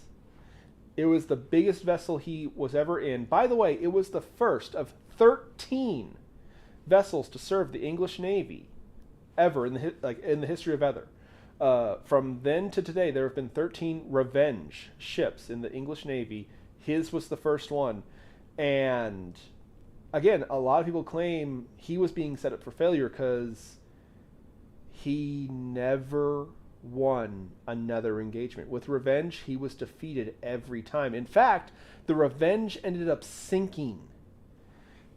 And a lot of people say it's, well, yeah, he fought like he was in a, what are they called? Schooners, the little guys, the little fast guys. I think that's the schooner. I'm not 100% sure on boats specifically, but I know he was a guy who used his agility and speed to outmaneuver other ships and just wail on them before they had a chance to fight back. That was his whole tactic. That was his thing. He was quick and heavy damage. He didn't need to worry about taking damage because he would just be out of there before you had time to fight back, right? That's the whole strategy. Speed was his defense. Now he's commanding these giant ships with 50 freaking cannons on them. And no, he did a terrible job. And the sad thing is, he actually ended up getting in a lot of trouble. Queen Elizabeth I told him, yeah, you're still a knight, fine, whatever, but we'll call you if we need you to do something. He basically got fired without being fired. Because, again, and this is kind of personal theory, I think she was afraid of him. I think she was afraid of how famous he was becoming. And testament to his fame, all across America, especially on the East Coast, there's all kinds of monuments and roads named after him and towns and statues. Like, it's funny. You would think he was American, but there's actually a Navy base. I want to say it's in Florida, named after him, named after Drake, the Drake Navy base, which is saying something. You're not American, and even America names a base after you. You did something right, but even though he was technically stripped of his rank, he wasn't stripped of his rank. He was just put on permanent vacation time. Because again, she was afraid if people would be furious. You can't strip Francis Drake of his rank. He's Francis freaking Drake. He's the water dragon. You can't do that. So she just let him retire, But that didn't stop him. He took his money and he bought a boat himself, and he tried one last time to terrorize Panama. Unfortunately, it didn't turn out very well for him. He ended up getting sick. And I've heard a few different theories about what happened to him, but I know it's an illness. He tried to launch one last campaign against the Spanish personally, but he got sick in Panama. And some stories say he had dysentery, which is a terrible way to die. Other people say it was just a fever of some kind. But either way, he contracted some kind of illness and he did pass away. But what's funny is supposedly he said he was happy because he was still fighting the Spanish. He wasn't ashamed of anything. Some stories even dramatically state that he literally died marching to attack an inland fort. He wanted to die fighting Spain, and he got his wish. Supposedly, when he died, his crew put him in a full suit of armor, like a knight, because he was a knight, and they put him in a metal coffin, and they actually sealed it shut, and then dropped it into the ocean somewhere around Portobello. Somewhere off the coast of Portobello is where they specifically said they let his body go into the ocean. And to this day, nobody has found Francis Drake's coffin.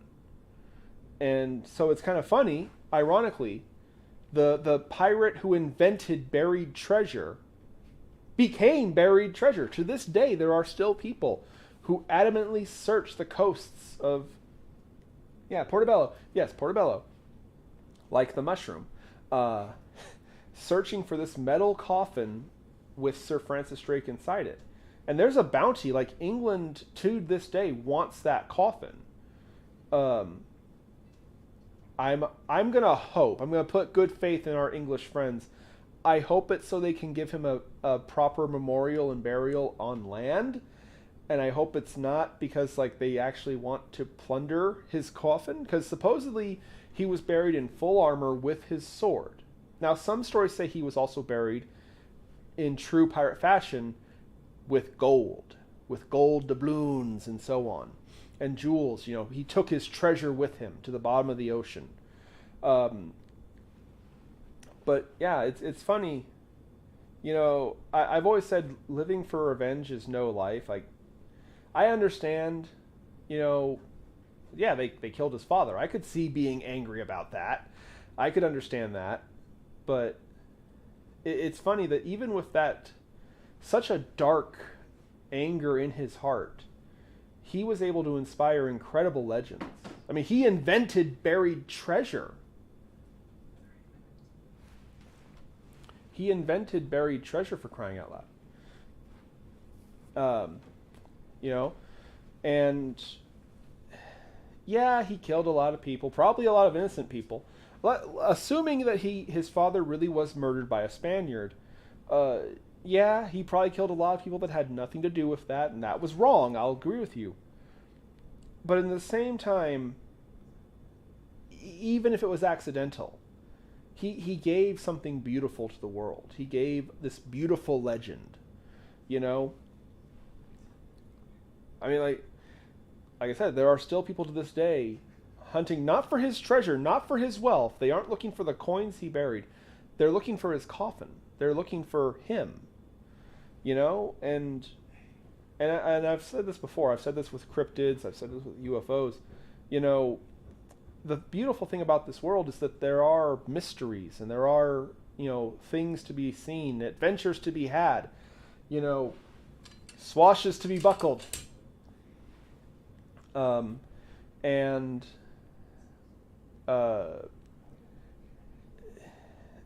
I'm trying to think how to say it. I'm trying to think how to word this. It's like the world needs, in a weird way, people like Francis Drake. There need to be dragons. There need to be pirates. There need to be legends. And that's actually a good segue into the last one we're going to be talking about tonight. Because he's probably the end-all, beat-all of pirate legends. And I guarantee everyone's going to know his name. Everyone in the chat, I guarantee you're going to know who I'm talking about here.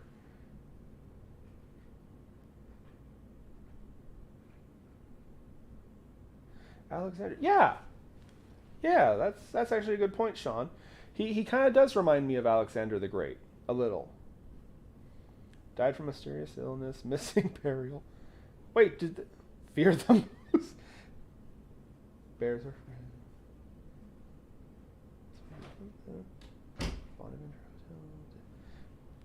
Yeah, no, hold on. Wait, Sean, you might be able to tell me this. Really, we lost the body of Alexander the Great? They don't know where he was buried? Really? Is that true?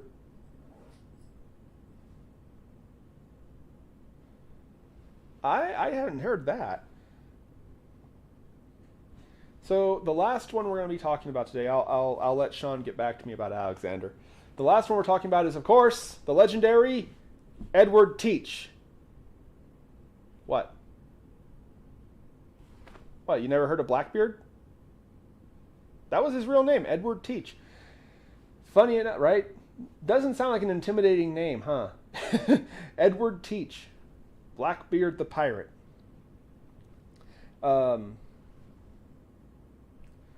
Okay, we're not certain where Alexander the Great is buried, but there's possibilities. Okay. But anyway, we're going to wrap this one up talking about Edward Teach, who you all know as Blackbeard. And it's funny because Blackbeard has such an infamous legend. He's such a villain and evil, right? Meanwhile, Francis Drake is a hero. But here's the funny thing. They kind of were on the opposite end of the spectrums at first. So we don't know the childhood of Edward Teach. In fact, a lot of people say that wasn't his original name. A lot of people say that he actually took that name up from a family that adopted him. That's one story. So he was an orphan and he was adopted by the Teach family. But we don't really know too much about him. He first appears historically in the War of Spanish Succession, which in the Americas we called the Queen Anne War, which is why he named his vessel the Queen Anne's Revenge. Like I said, it's kind of unclear. What we do know about him is when he first started piracy, was around, probably around 1715-ish. Again, time is really muddy with him. Time is very muddy, and that's a very important factor actually with him. But he apparently started his career as a sailor under Captain Benjamin Hornigold. Stop snickering. That's his actual name. I'm not joking.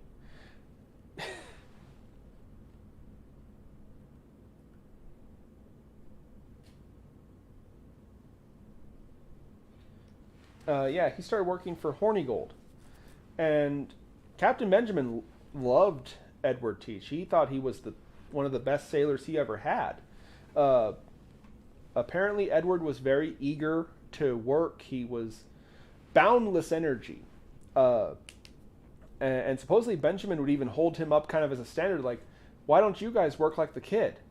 Because again, he was a boy. He was probably still in his 20s at this time, most likely. And Benjamin just absolutely loved him. He loved Edward, and basically made Edward his second in command, despite his very young age. Secret plot twist, actually, the reason Captain Benjamin liked him so much is he was the only guy to not make fun of his name. Can we all just live it with the fact that there is a captain pirate named Hornigold? I had to look this up, by the way, because I'm like, I'm being trolled, right? There can't be a Captain Hornigold. There was a Captain Hornigold, and he was the mentor of Blackbeard himself.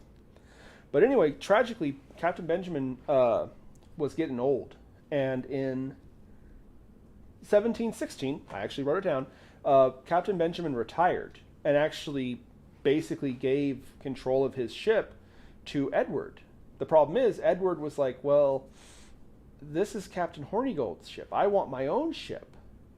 But he had no real power at the time. He had a couple pirates who would work with him, sure. You know, who do you attack when you're level 1, right? Well, you want to take guesses, class? Who do you attack when you are just starting out as a pirate?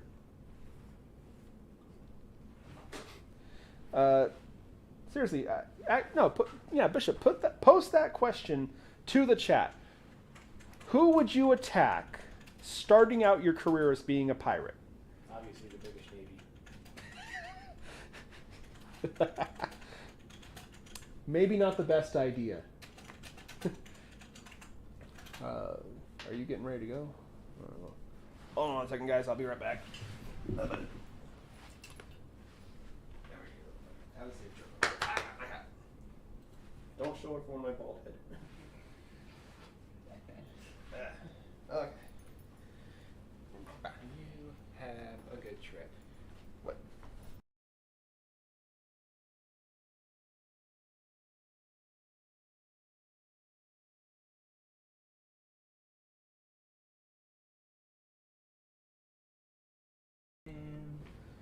Chippy!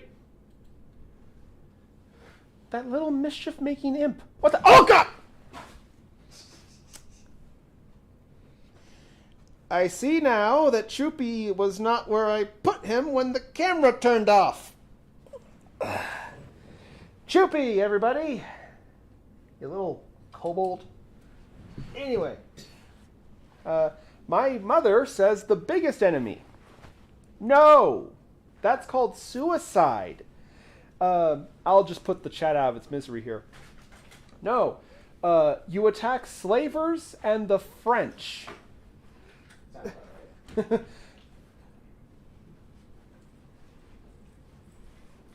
Anyway, no, he actually started his career as a pirate the opposite of Francis Drake. Drake started working for a slaving company, and Edward Teach figured, I mean, because literally deep down, nobody likes slavers. No one's going to get mad if you attack a slaver vessel, right?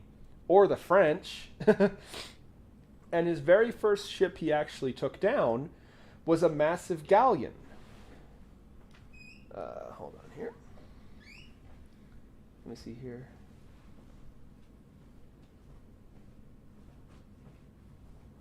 Yeah, he took he actually managed to capture a French slaving vessel called the Concorde, which he planted his flag on and renamed the Queen Anne's Revenge. Yes, he had one flagship his whole career. He commanded the Queen Anne's Revenge from start to finish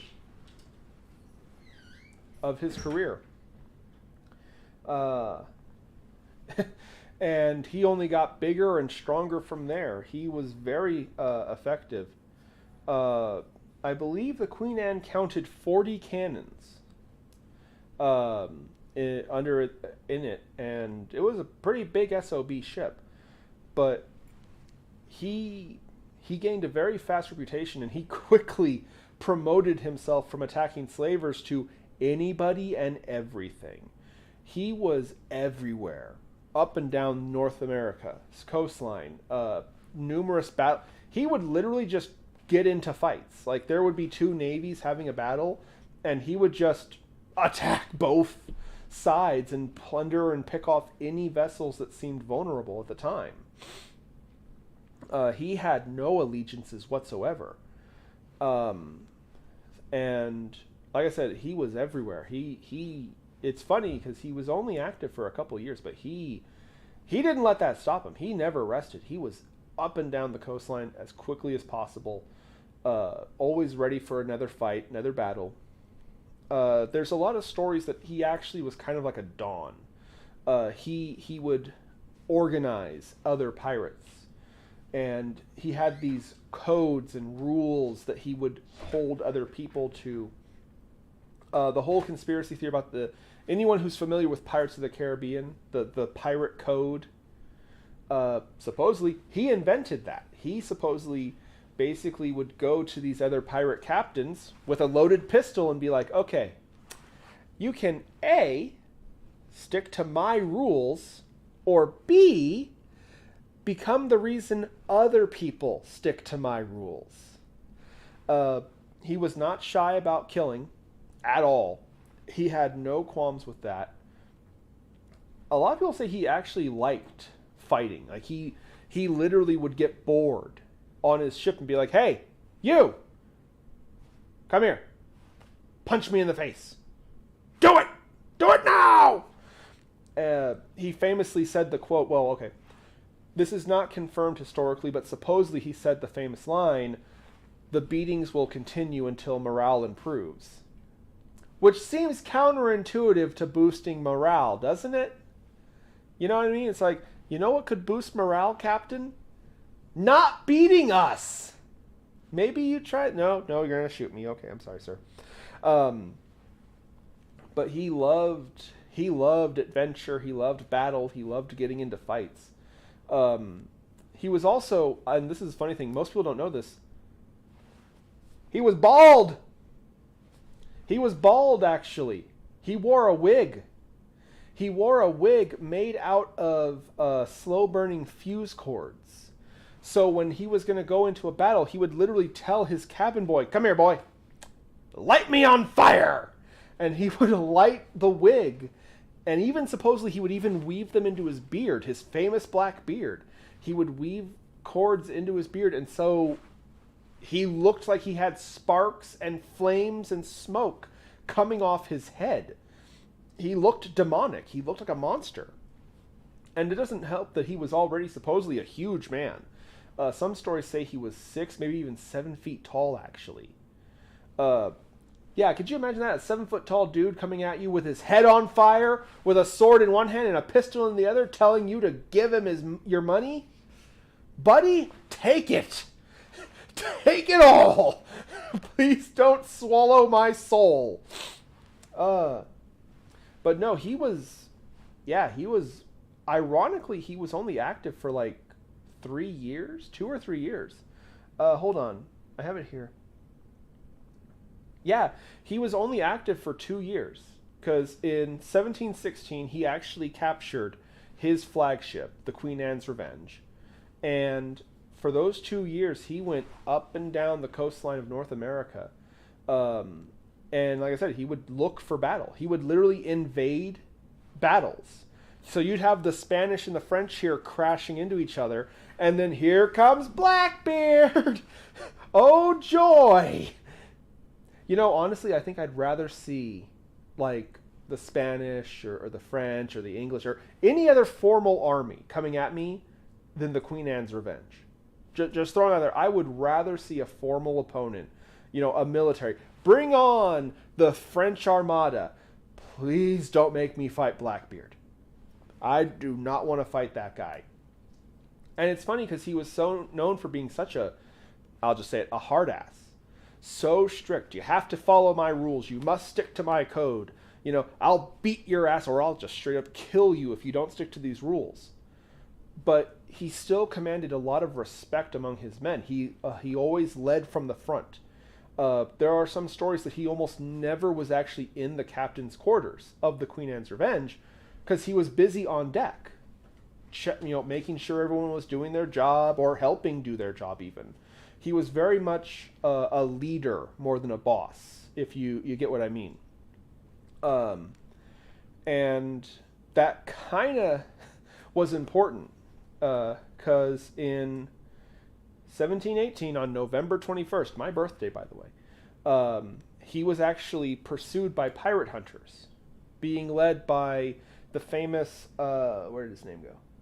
Lieutenant Robert Maynard, who ironically is famous because of this single incident. He actually really wasn't that important. He's just famous for this one particular thing that's going to happen. 3 ships basically ran the Queen Anne's Revenge aground in what is today North Carolina. Hold on here. Did I write the name of the island down? Because he crashed, because that's a common misconception. People think he crashed onto the beach of North Carolina. No, he crashed onto a small island just off the beach of North Carolina. But I didn't write down the name, unfortunately. Oh, no. Okeechobee. Okeechobee Island. I think that's how you pronounce it. Okeechobee, North Carolina. His ship ran aground. They had vessels on 3 sides, so he had nowhere to go but inland. And he wasn't a jungle man, you know. He was a pirate. He fought on the water. So they knew he couldn't flee inland, and it's a small island. He has nowhere to go anyway. So supposedly, Maynard, standing on his ship, shouted over, you know, just surrender, guys. We have you pinned. We have you caught. You cannot escape. And supposedly, Edward Teach himself stepped onto the deck and shouted back to them, "We are not but humble pirate folk. You talk to Blackbeard himself." And there's a joking story that that Lieutenant Maynard was glad he was wearing brown pants that day. For the record, that is not confirmed. That is just a joke that people say. But what did happen was Maynard was like, well, Blackbeard, would you like to formally surrender? And they actually wrote this down. This is an official document. Edward Teach's formal response, quote, "Teach drank fully his glass of liquor and said, 'Damnation take my soul if I ever gave you quarter or took such from you.'" Let me just take a moment to state. You have 3 vessels, military vessels, by the way, on all sides of you. You have a little dinky island to run onto. You are asked to surrender. So you knock back a shot and tell them you'll see them in hell? The brass bells on this man. You don't get much cooler than this. I'm sorry. You really don't. You don't top Edward Teach. And so, Maynard's like, well, he has to have something up his sleeve. So he has one of his scouts in the crow nest spying with a spyglass. How many men does he have on that ship? Well, the Queen Anne had roughly, according to official records, there were 48 men crewing the ship at the time that it crashed. And from the Crow Nest's side, 19 of the crew chose to stay and fight alongside Blackbeard. The rest of his men jumped off the boat and either ran into the island or actually straight up surrendered.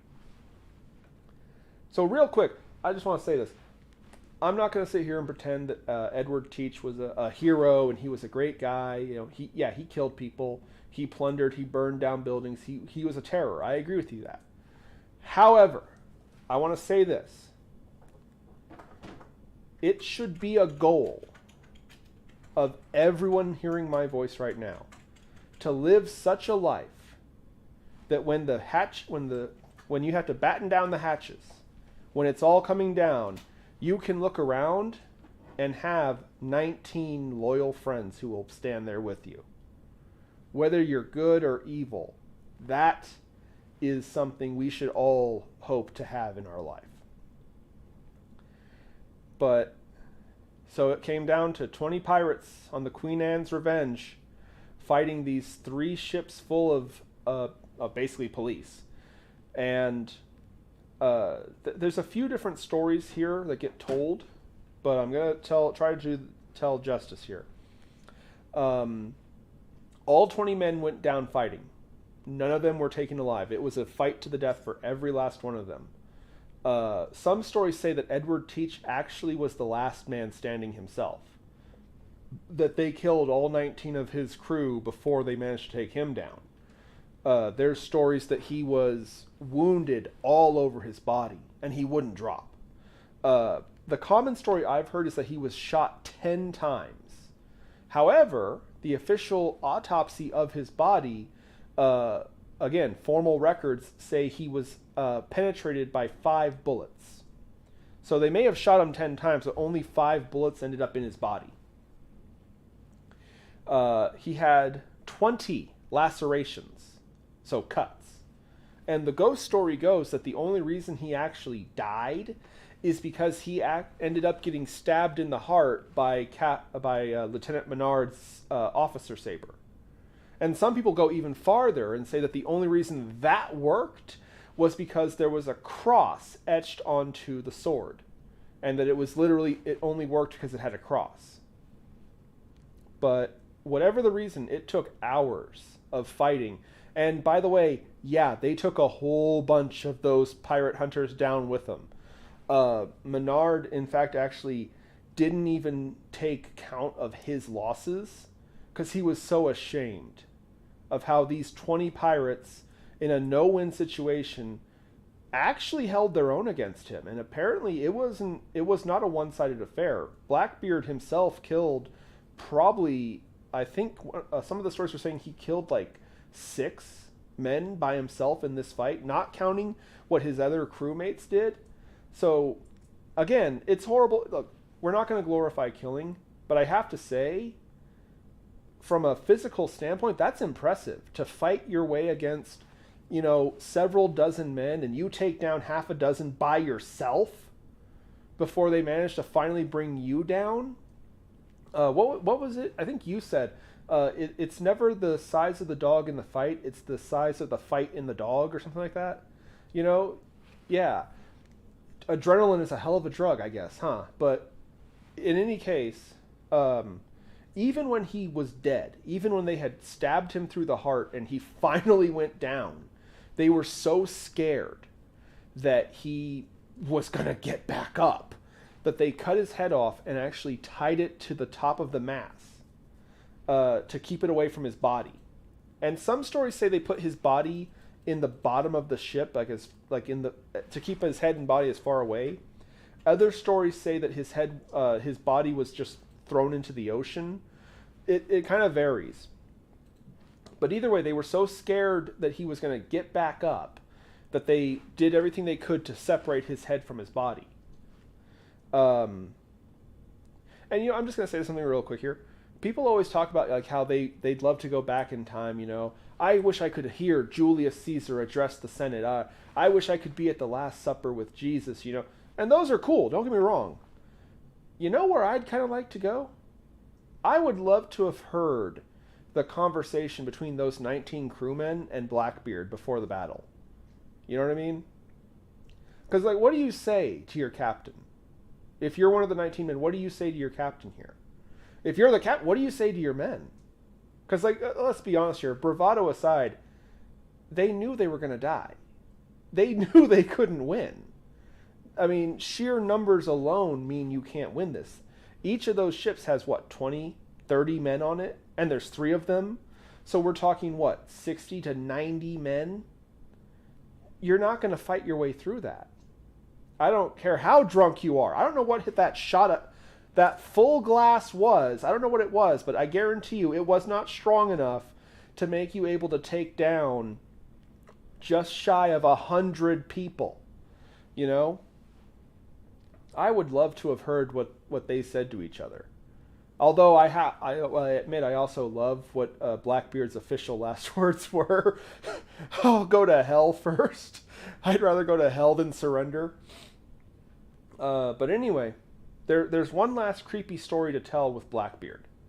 After they returned to port, the pirate hunters, they actually hung his head on a post outside of a dock as a warning to other pirates. Except that about, I think it was a week or two later. No.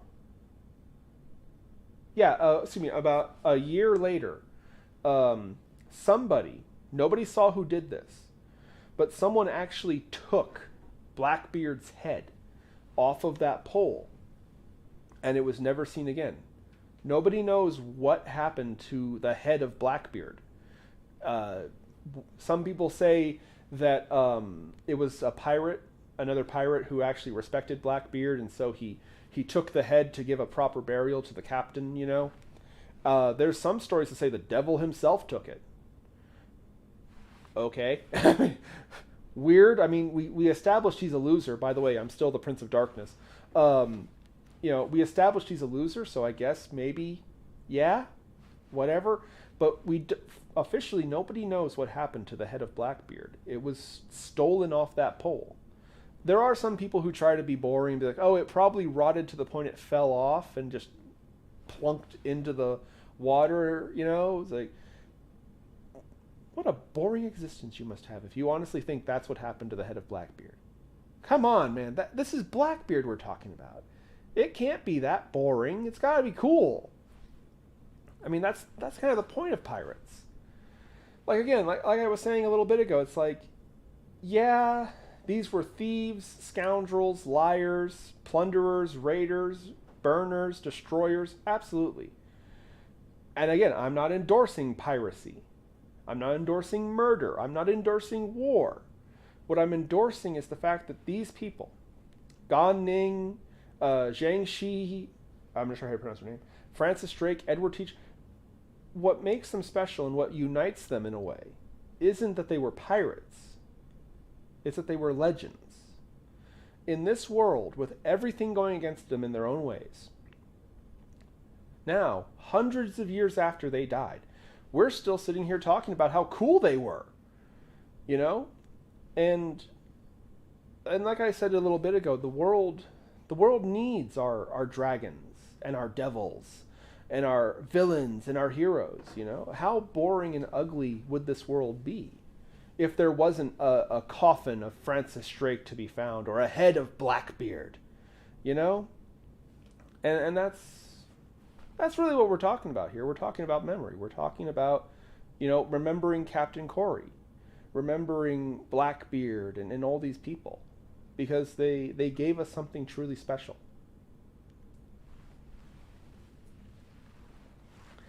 Wow, we really went over time tonight, didn't we? I keep forgetting that this is not Coke. But we're going to end tonight with one last thing. We're going to give a toast to our good friend Captain Kori. Never was there a finer captain, and never will there be. Wind to your back, lad. And eventually, donect itorum convenient. And as for the rest of you gobshites, we'll see you next week, and keep checking the shadows.